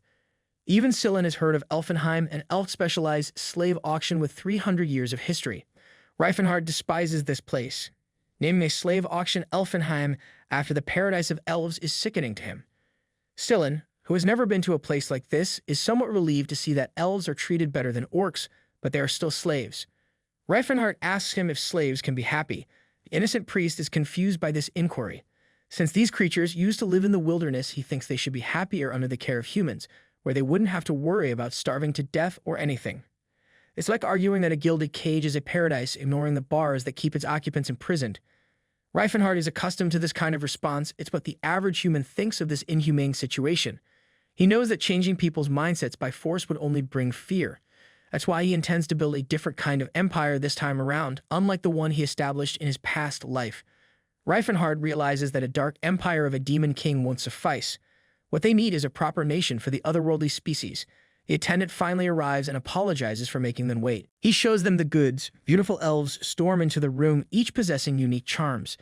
These elves are the pride slayers of Elfenheim. Sillin, being a man of God, quickly covers his eyes to avoid temptation. The attendant mistakes this gesture for modesty from a young lady. Rifenhardt is appalled. Seeing descendants of the great forest spirits in such a position is unacceptable to him. He asks the attendant for a slayer with darker skin. Both the attendant and Sillin look at Rifenhardt differently, surprised by his so-called unique taste. The pretty priest even admonishes him for delivering a lecture on the evils of slavery, only to make a special request himself. The sleazy attendant confirms they have one slayer who fits the description, but hesitates to show her to Rifenhardt. Eventually, they exit the main lobby and walk deeper into the facilities. Outside, elves are seen in the sun, practicing their mandated exercises. Elfenheim has a specialized method to ensure top-quality merchandise. They feed these girls fresh vegetables, fruits, and nuts. Elves raised on high-quality food emit a pleasant smell. While there are many cases of malnourished elves elsewhere, Elfenheim prides themselves on not having that issue. Hearing all this sickens Rifenhardt. He insists on being taken to see the slayer immediately. The attendant feels a crushing pressure from Rifenhardt's assertiveness. With a moment of fear, he leads them to a gated part of the establishment to see number 148. In this room are the slayer candidates who have yet to fully grow. It's a place where they hone their skills. The dark-skinned elf that Rifenhardt is looking for stands in the middle of the chaotic training ground. Seeing the love of his life in such a state brings tears to Rifenhardt's eyes. However, despite her tattered clothes and the small wounds and scratches all over her body, there is an unwavering grit and determination obvious in her stance. Rifenhardt is still smitten by her regal beauty. It's Cyrus. After a long journey to Zeppelin, he can finally reunite with his partner. Seeing her again brings Rifenhardt back to memories of past lives spent in their laboratory. The beautiful Cyrus was always by his side, reeling him in when he went a little crazy with his wild experiments. Even if he failed in destroying the whole lab by mixing a fire plant with a seed rock, she was there. Cyrus never gets mad. Rifenhardt just apologizes for going a little overboard, and even though he's made the same excuse countless times before, Cyrus can't stay annoyed at him for long. She finds him too cute. Even in his old age, she's always there to clean him up and help him stand again. After all the years together, she still insists on calling him Sir Rifenhardt instead of addressing him casually. When asked why, she just responds with a meaningful smile. It's like watching a sweet romantic comedy where even the smallest quirks become endearing reminders of a deep, enduring bond. Before they knew it, the kingdom they built was already on the brink of destruction. Rifenhardt looks at his burning kingdom with a somber expression. Rifenhardt's 4 heavenly kings kneel before him, awaiting instructions on how to deal with the situation. The orc chieftain Ted breaks the silence to give his final regards to his lord. Athilka, Mashalin, and Cyrus remain silent. Rifenhardt teases them, remarking that they look like this is their first time seeing someone on the verge of death. The whole human continent has gathered troops totaling 2 million to take down the Demon King, the nemesis of humanity. This is humanity in full force. Emperor Rifenhardt can't help but wonder why humans are willing to ruin their countries for just one battle. They are blinded by their inability to accept the independence of other races. Ted tries to plead with his lord to join them in escaping, but Rifenhardt asserts that they can only reach safety if he holds the fort. He then apologizes to the god of dwarves, Alpoth, feeling regretful despite a godly guarantee. Mashalin insists that he shouldn't, as the dwarven oracle foretold Rifenhardt's arrival with an elf and orc by his side, destined to journey to the abyss of Daemon. He is meant to be the one to tear down the Pillar of Hawkrel, the one who will bring salvation to the dwarves. Rifenhardt still couldn't believe that the dwarves had chosen him as their savior. The old dwarf had faith that with Alpoth's blessing, they would reunite again someday. But for now, it was time to say farewell to each other. As everyone finally took their leave to escape the incoming human army, Sarah stayed behind. She insisted that she would wait for him. Rifenhardt asserts that fate is an unknowable force. He hopes that if something were to happen to him, Cyrus could find someone nice. He tries to convince her that their situation is hopeless, but she vehemently swears that she will wait for him no matter what. For a moment, they exchange meaningful glances, reflecting years of mutual love. Nothing, not even fate, can break that bond between them. Above the fiery blaze consuming the Demon King's empire, Rifenhardt and the love of his life share one final kiss before the tragedy struck. Rifenhardt snaps back into reality as the attendant explains that he feels uneasy about presenting this elf to customers. She's deemed defective and uneducated, lacking the charm to match her skills. Clearly, she's not the life of the Slayer party. Selling her is such a challenge that they're considering using her as a training prop for other elves. Elves in training could get a taste of combat through Cyrus. Despite all the details disclosed, Rifenhardt still insists on going through with the transaction. The attendant, seeing Rifenhardt as a wealthy eccentric, figures he can sneakily add another 100 gold coins to the price tag. This brings the total to 300 gold coins for what he considers a defective product. As far as Scyllin is concerned, that's a steal of a deal. The attendant still isn't sure if he should be selling what he considers trash, but Rifenhardt goes ahead with the purchase anyway. The first words out of the elf's mouth are a question, asking if he's her new owner.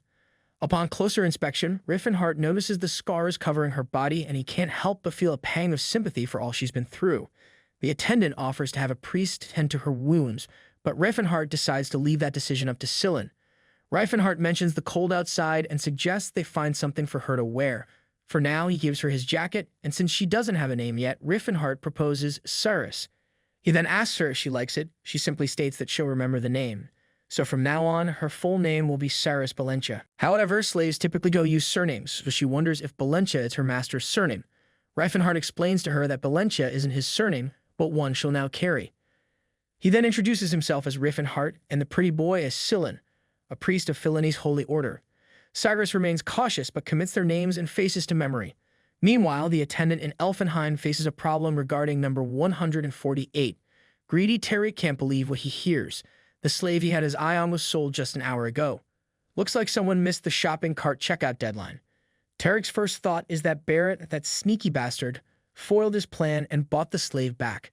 However, the attendant explains that the customer was a young man new to town who didn't even give his name. He paid in full cash, so there was no need for further probing. Tarek ponders that despite the presence of many merchants, very few would carry enough money to buy a slayer. The attendant explains that the price wasn't as high as expected in the first place. Upon hearing this, Tarek inquires about the young man's appearance. The attendant truthfully describes him as a burly young man who stands out in a crowd.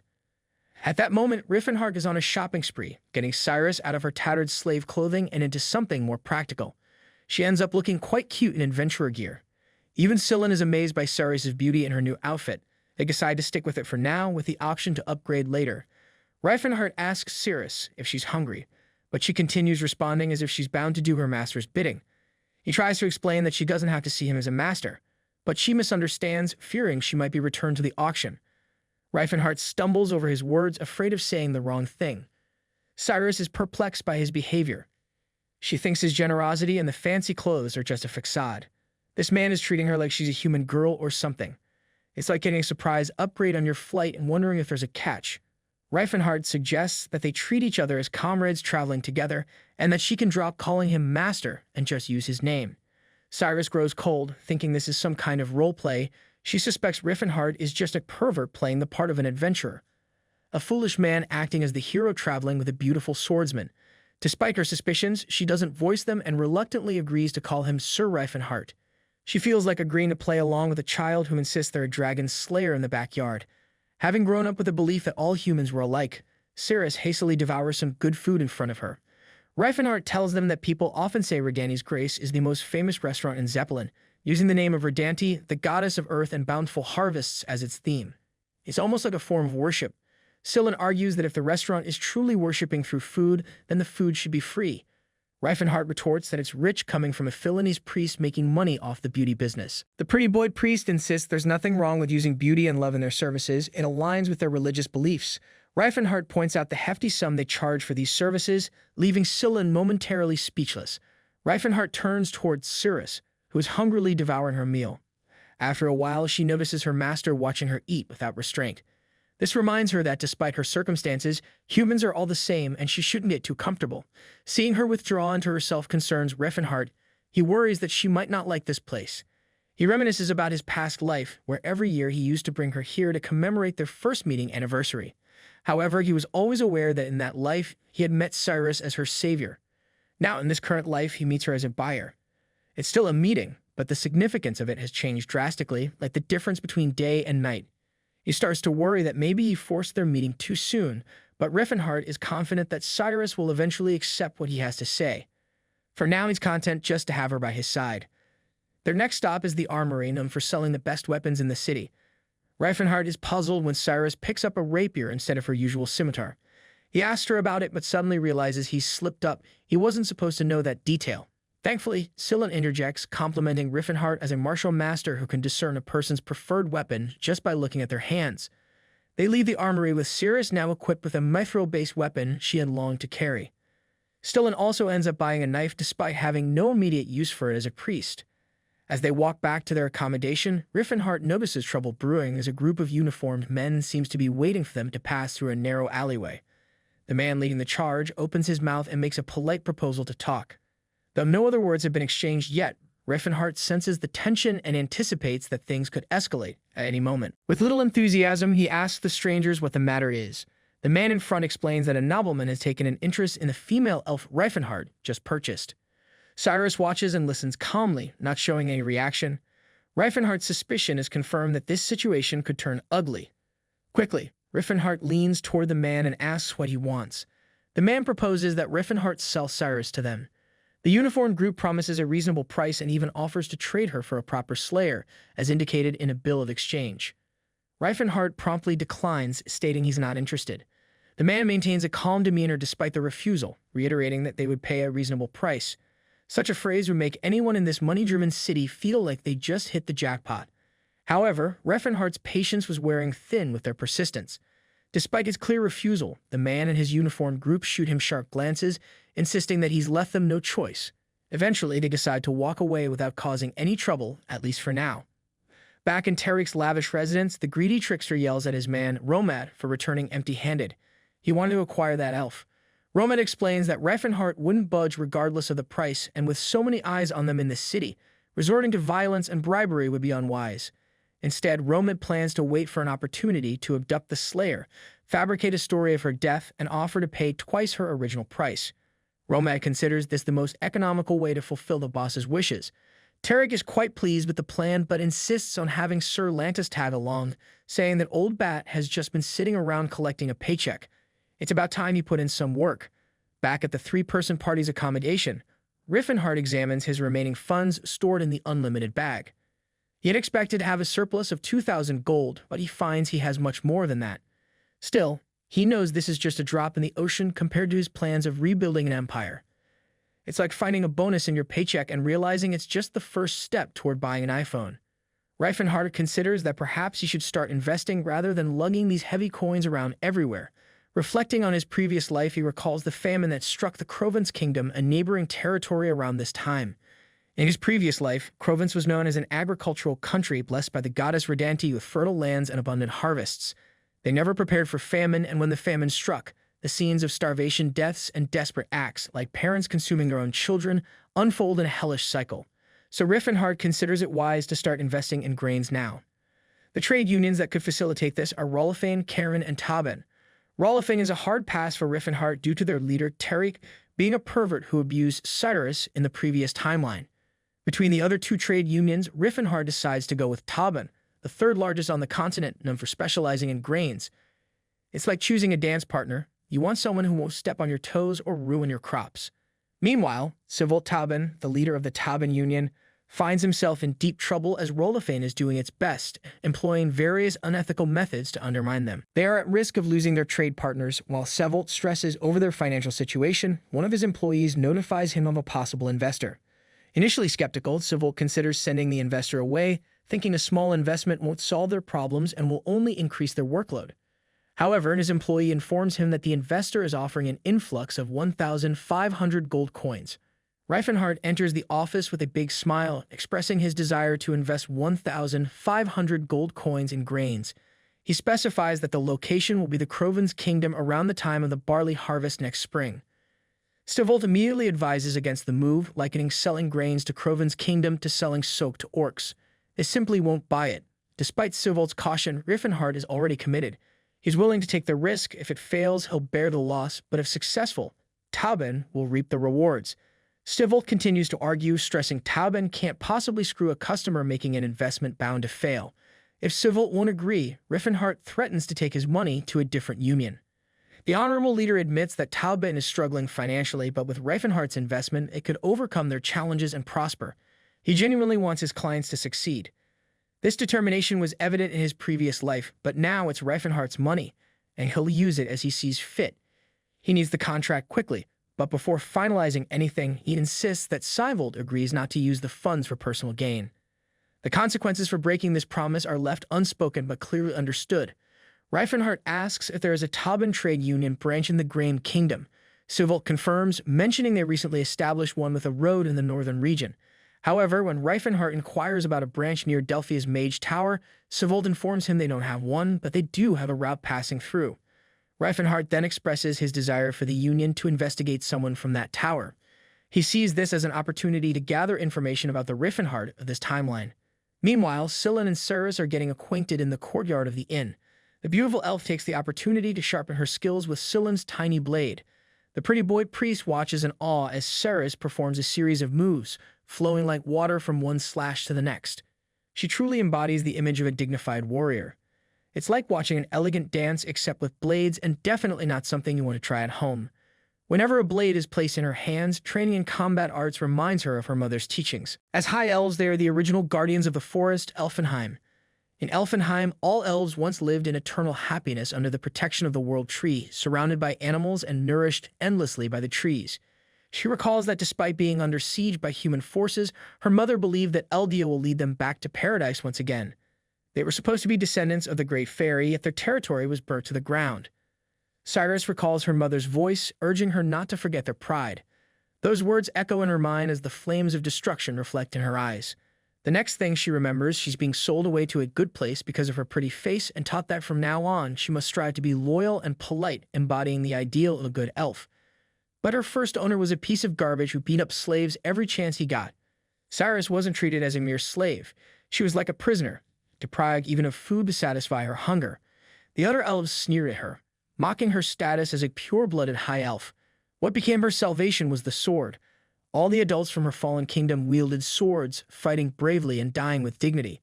That's why she finds solace in the sword. Through its swing, she recalls the proud figures of her parents bravely facing enemies. It's a poignant connection to her heritage and a reminder of strength in adversity.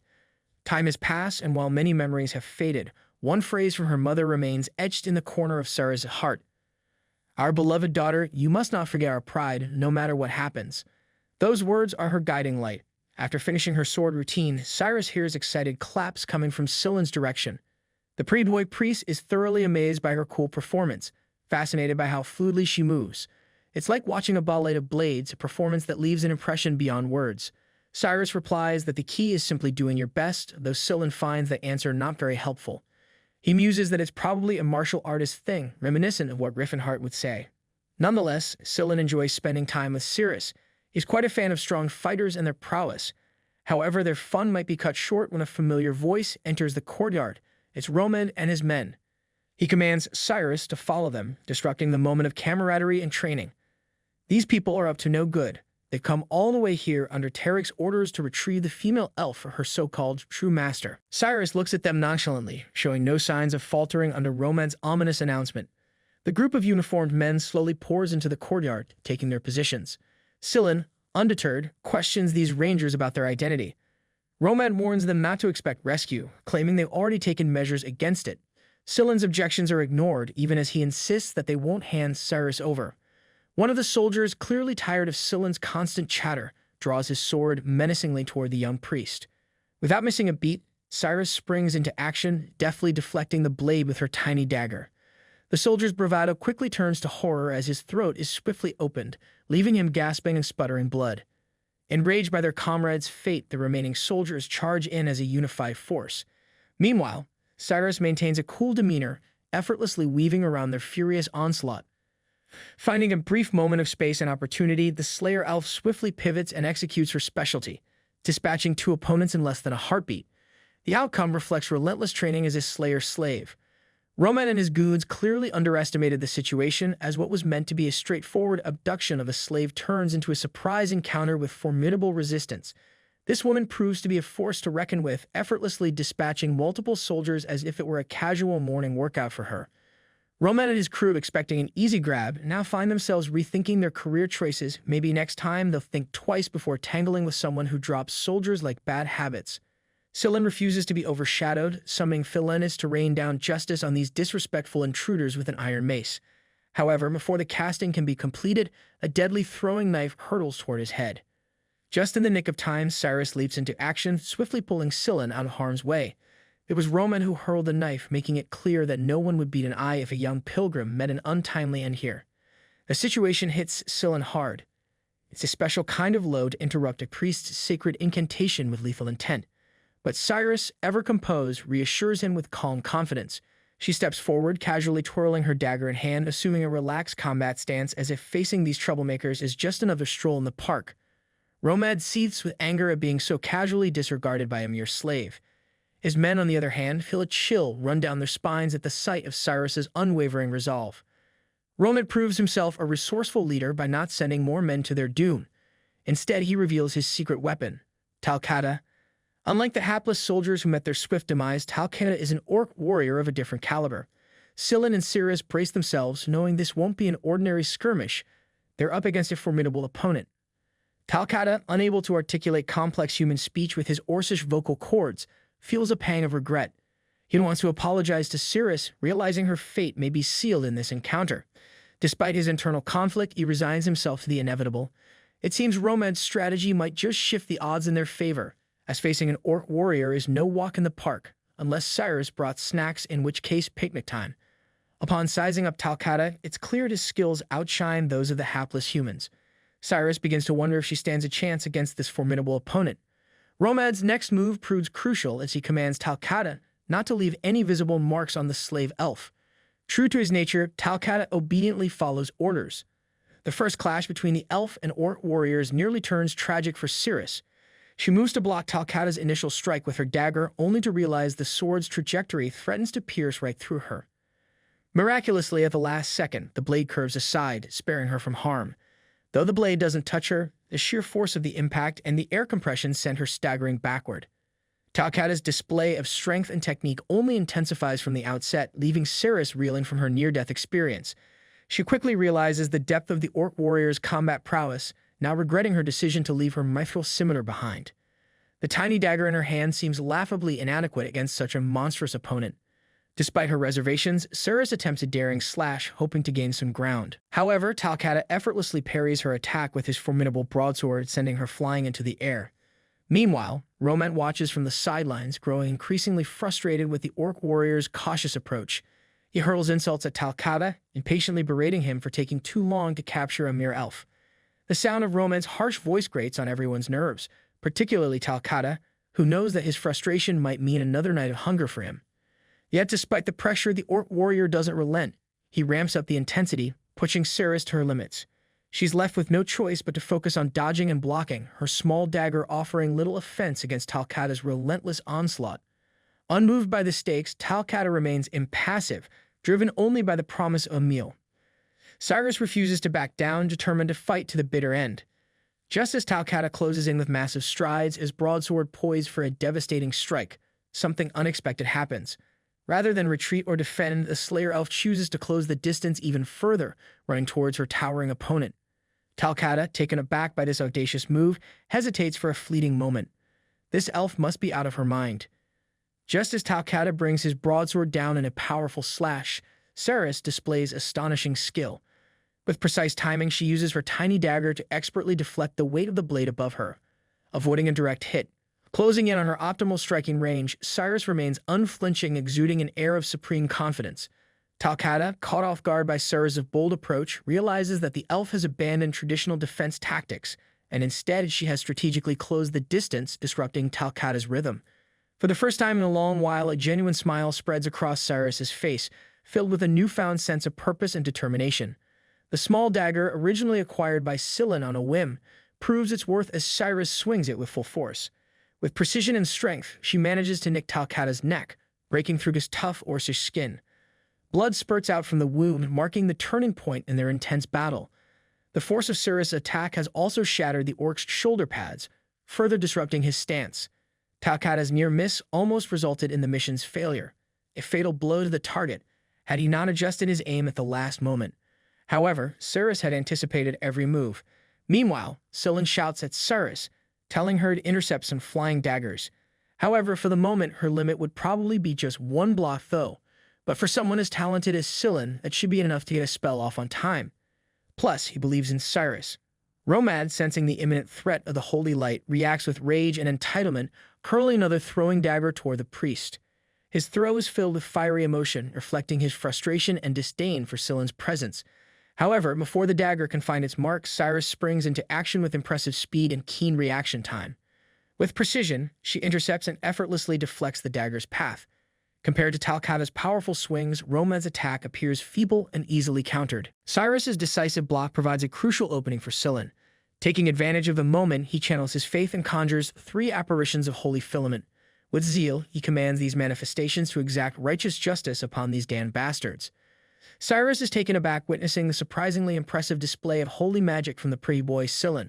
On the other hand, Romad trembles in fear for his life as the apparitions of holy filament, mounted on ornate scepters, soar towards the soldiers' positions. Their impact shatters the inn's courtyard, sending shockwaves throughout the area. Recognizing the gravity of the situation, Scylla wastes no time. His divine powers are effective against demons and the undead, not against living foes.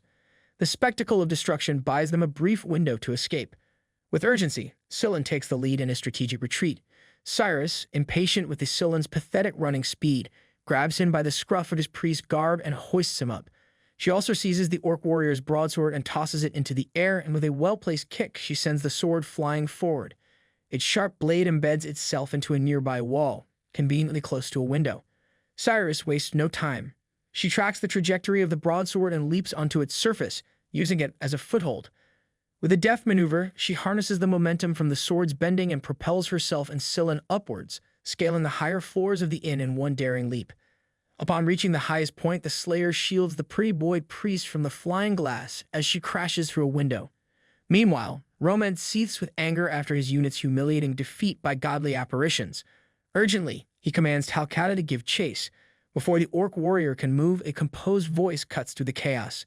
It berates Romed and his men for their failure. He can't believe that all this fuss was because of an escaped female elf. This voice belongs to an old man with a scruffy beard, who marvels at the Slayer elf's ability to best a seasoned orc warrior and escape. Inspired, he decides it's his turn to make a move. Curious, he asks where the elf went, and Romed gestures upwards to the broken window. With a surge of pure energy, the old man is enveloped, effortlessly lifting off the ground without needing a running start despite wearing heavy equipment.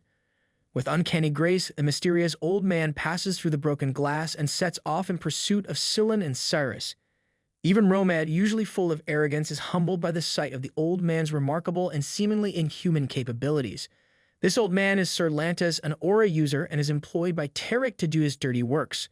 Sir Lantes relishes the task before him, a rare opportunity to engage in something he enjoys. He misses the adrenaline rush of life or death hide and seek.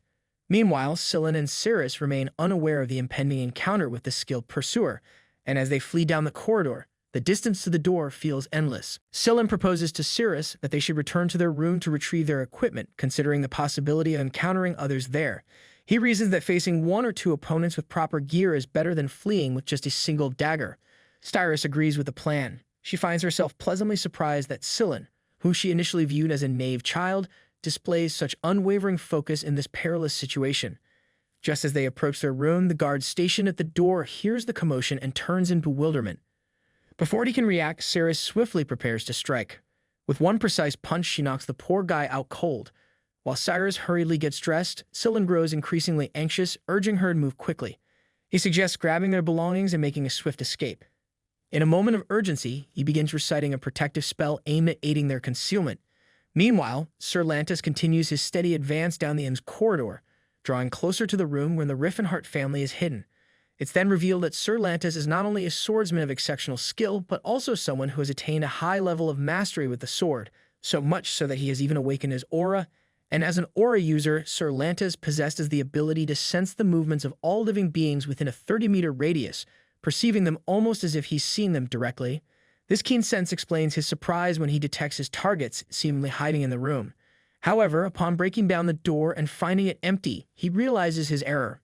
He hadn't anticipated that someone as young as Scylla could possess such advanced concealment skills, akin to those of a high-level cleric. It becomes evident to him that they have already slipped away, evading his pursuit skillfully. Suddenly, one of Sir Lantes' subordinates rushes to him, inquiring if the targets had managed to escape. Despite their successful escape, Sir Lantes refuses to give up easily. He knows they couldn't have gone far, so he swiftly orders the release of the hounds to track them down. Meanwhile, Cyrus and Scylla navigate the city's alleys, with Scylla temporarily taking the lead. As they move, Cyrus suggests blending into the crowded streets to evade pursuit, but Scylla dismisses the idea. He understands the risk of attracting attention as runaway slaves and the potential hostility they could face from the public. Before, as a saint of the Holy Order, Scylla enjoyed protection and support. Now, as a lone pilgrim, he keenly feels the challenges faced by others in similar circumstances. Despite this, giving up and returning to the Holy Order isn't an appealing option for him, as something darker awaits him there. He confides in Cyrus, expressing that if Rifenhardt were present, their predicament would likely have been resolved long ago. Incredulous, Cyrus questions if Rifenhardt truly possesses such strength. Without directly answering, Scylla begins to recite a spell, indicating that their best course of action now is to search for him.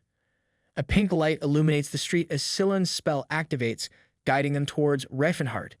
The spell, known as the Crossroad of Destiny, harnesses the strings of fate to point the way to their goal. Its original purpose was to forge connections between compatible couples, transforming chance encounters into fateful unions through the power of love. It may just be a coincidence with a probability close to inevitability, but when it's blessed by Philanus, it becomes destiny. Though this sacred spell was not designed for their current predicament, it offers the only way out.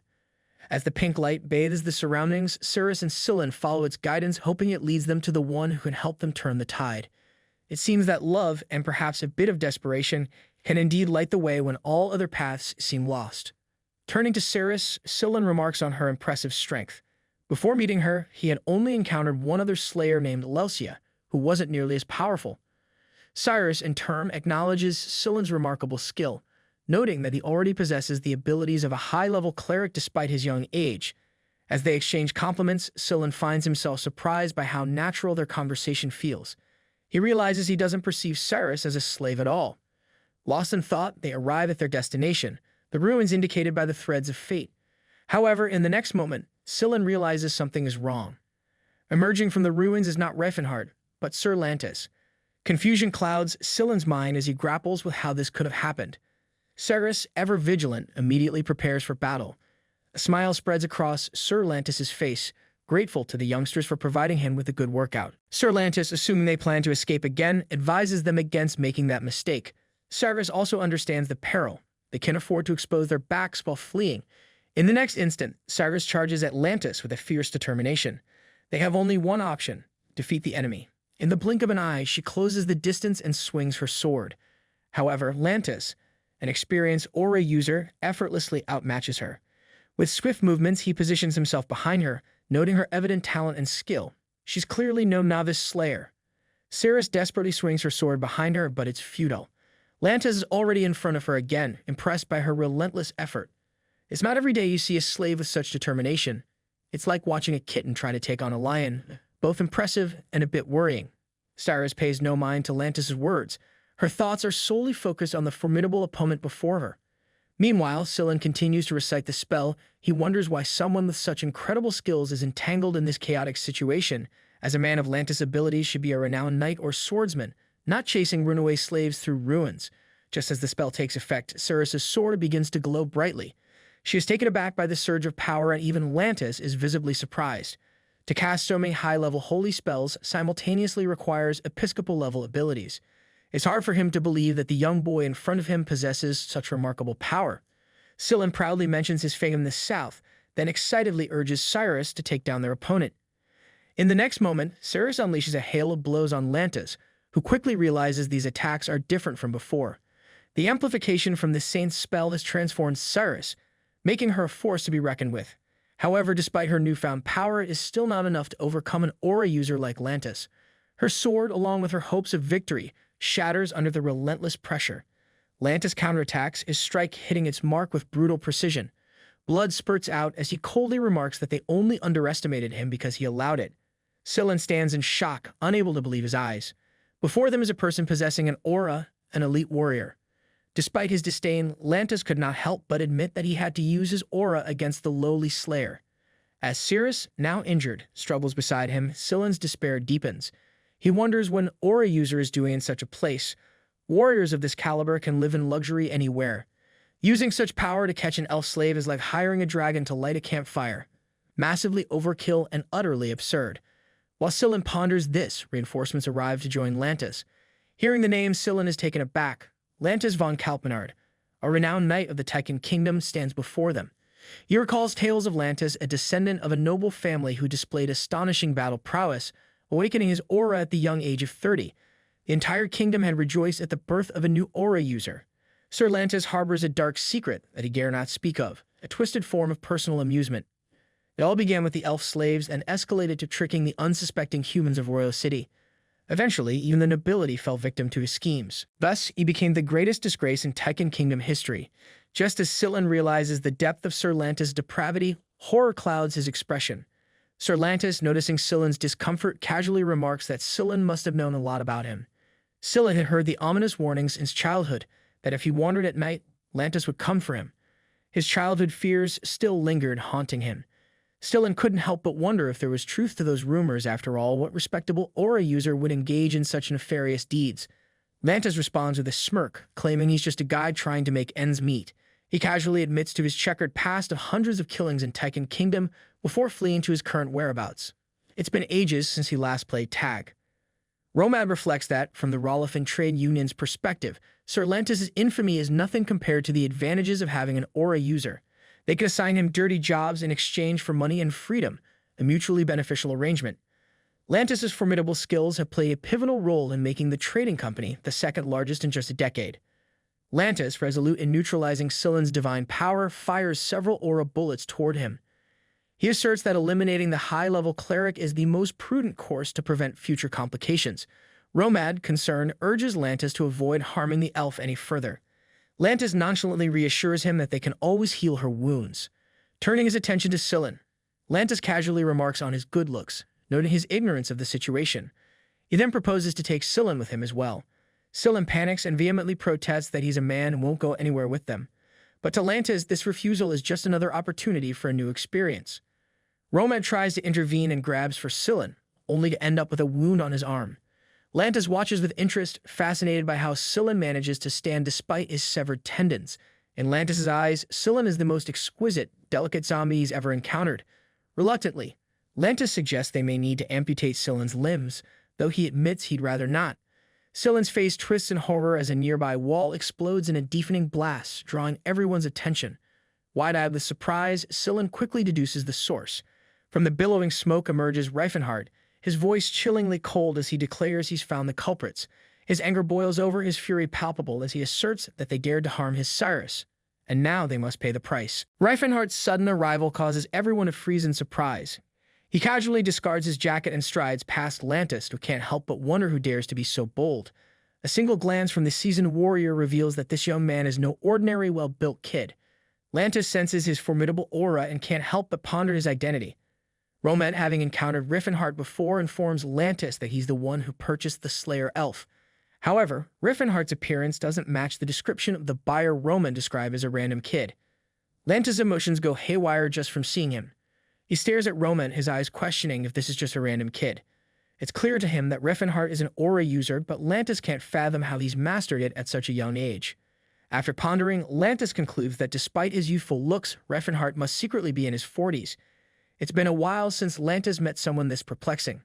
Rifenhardt grins confidently as he gears up for the impending clash, casually advising his opponent not to play knight when he's really just a dirty old geezer. Lantis wastes no time. In the next moment, he lunges forward to attack. Rifenhardt is equally prepared, his fists already ablaze with aura. Both of them charge towards each other, Rifenhardt with his blazing fists and Lantis swiftly unsheathing his sword. Their attacks collide, causing a dazzling flash as their powerful auras clash.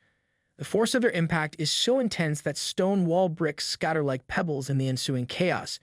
Amidst this tumult, Rifenhardt's imposing figure looms over the seasoned knight.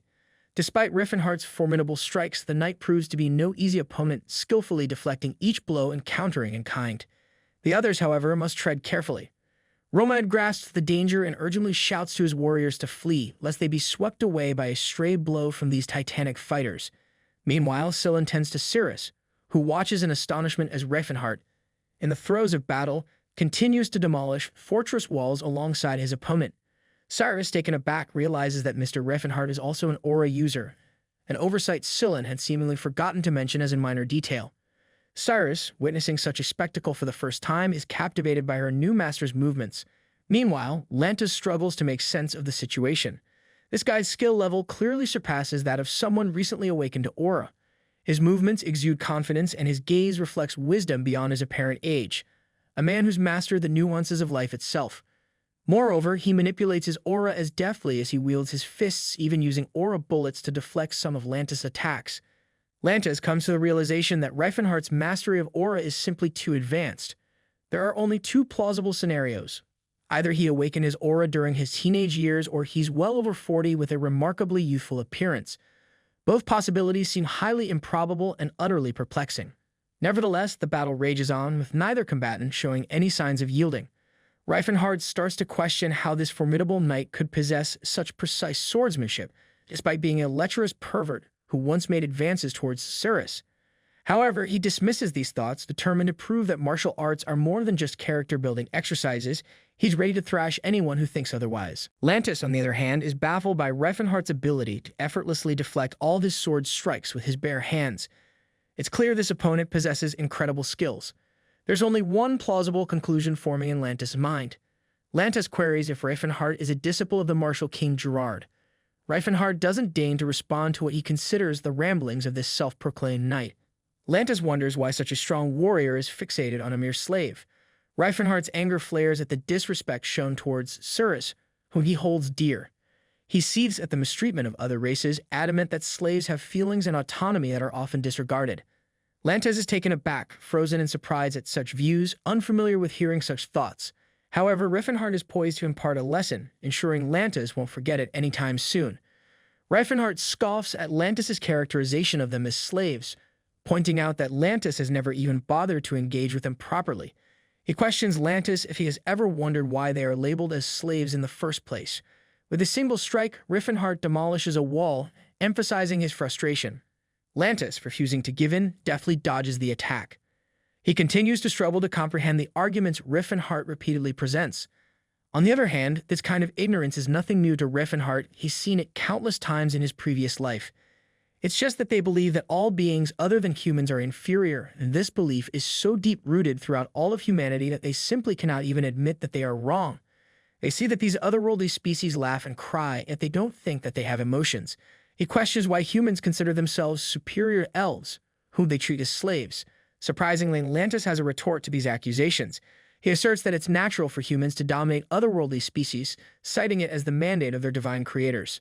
According to his beliefs, these beings exist to serve as slaves. Rifenhardt puzzles over why the heirs of the great fairies would be destined for slavery.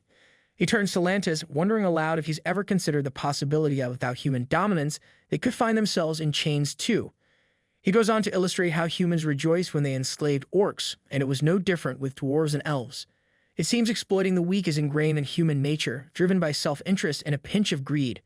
Rifenhardt vehemently refuses to accept it, asserting that allowing others to be enslaved is akin to enslaving oneself. Lantis is taken aback by his fervor. He reflects that this guy seems genuinely unhinged, wondering how he could seriously believe elves are equal to humans. But regardless of his sanity, Rifenhardt's strength is formidable. Lantis barely evades his attacks. The wounds that covered Rifenhardt's entire body were mere scratches to him, his resilience unshaken. He's resolute to show this old pervert that Cyrus isn't a slave. His determination matches the force of his strikes, fueled by a fierce determination to rewrite everything. Rifenhardt asserts that the slave system deeply entrenched on the continent not only oppresses other races, but also binds the weak and poor to lives of quasi-slavery. Such wrong ideologies always rebound, yet foolish humans remain oblivious. Lantis, unaware of his impending defeat, suddenly finds his defenses shattered in an instant. Just then, Rifenhardt's powerful kick sends him crashing into the wall. It's in that moment Lantis realizes this is his end. As Rifenhardt continues to expound his life philosophy, he staunchly believes that unless the vicious chain of slavery is broken and humanity's beliefs are reshaped, everyone will eventually live in fear of these chains. Lantis, realizing Rifenhardt won't show mercy, understands he's merely the first link to be broken. Rifenhardt is convinced that change is necessary no matter the cost. Lantis couldn't evade the next blow. It spelled his end. The impact was so powerful that it crushed him against the wall, then carried him through it. His flight was brief, abruptly halted by another wall. Rifenhardt is resolute in his determination to rewrite everything so that no one dares or even thinks to label Cyrus a slave again. He's prepared to overhaul the entire world for her, ensuring no one ever faces such injustice again. Cyrus finds herself taken aback by Rifenhardt's impassioned speeches, wondering if he's lost his mind or if he's auditioning for a dramatic monologue. Yet despite his apparent insanity, his words resonate deeply within her, stirring memories of her childhood faster than her third cup of coffee. She recalls her mother's teachings about their lineage as descendants of the Great Fairy, though she's starting to wonder if there was some mix-up at the family reunion. Surprisingly, even after enduring such devastating blows, Lantis remains alive, groaning amidst the wreckage like he's auditioning for a zombie role in a B-movie, pleading for mercy and a stunt double. Rifenhardt scoffs at the idea, finding it as believable as a unicorn in rush-hour traffic. He questions why he should save a perverted bastard like Lantis. Facing imminent death, Lantis is desperate and vows with his sword to repent for all his sins and become a model citizen, maybe even consider taking up knitting or volunteer work at the local orphanage. However, Rifenhardt notices that Lantis' expression doesn't quite add up like a used carriage with a shiny new coat of paint. Moreover, he harbors a simmering resentment towards the Sayer Holy Order, whose members seem to treat confession like a fast food drive-thru for absolution, serving extra fries with forgiveness. Rifenhardt tells Lantis that if he truly wants to repent, he should convert and promise to never set foot in the Sayer Temple again. Lantis cries out desperately, promising to comply like a squirrel promising not to raid your bird feeder again. Rifenhardt scoffs at the idea of getting his hands dirty because of a bastard like Lantis, but he realizes it's a weak argument. His hands are already stained with blood, especially from his past life, more stains than a sloppy painter's overalls. He recalls that in his past life he didn't even think about what he was saying and agreed with everything, believing his word like a cat believes in owning your bed. In this life, Rifenhardt resolves not to spare the bastard any longer, like a toddler refusing to share their favorite toy. He suggests that Lantis, having supposedly repented, probably believes he deserves to die swiftly to atone for his sins, which he claims to have set aside like yesterday's leftovers. Cyrus and Scylla stand frozen in horror, anticipating the inevitable outcome like kids waiting for the school bell on a Monday morning. With one decisive blow, Rifenhardt ends the perverted Meg's life for good, giving him a finale even Game of Thrones would envy. Rifenhardt then quips that Lantis shouldn't have thrown around the word repent so casually. It's not exactly casual Friday conversation for a guy like him. Surveying the aftermath of their battle, Rifenhardt wonders aloud if Cyrus and Scylla are safe and sound, mentally calculating the odds like a gambler at a horse race. By this time, Scylla has already patched them up like a pro, prompting Rifenhardt to compliment him as one of the best first aid kits around. Luckily, Scylla misses the compliment, much like how a sponge misses being dry after a good spill.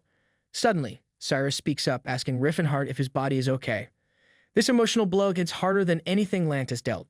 Rifenhardt is shocked as it's the first time Cyrus has addressed him, though her voice is as colder than a snowman's heart.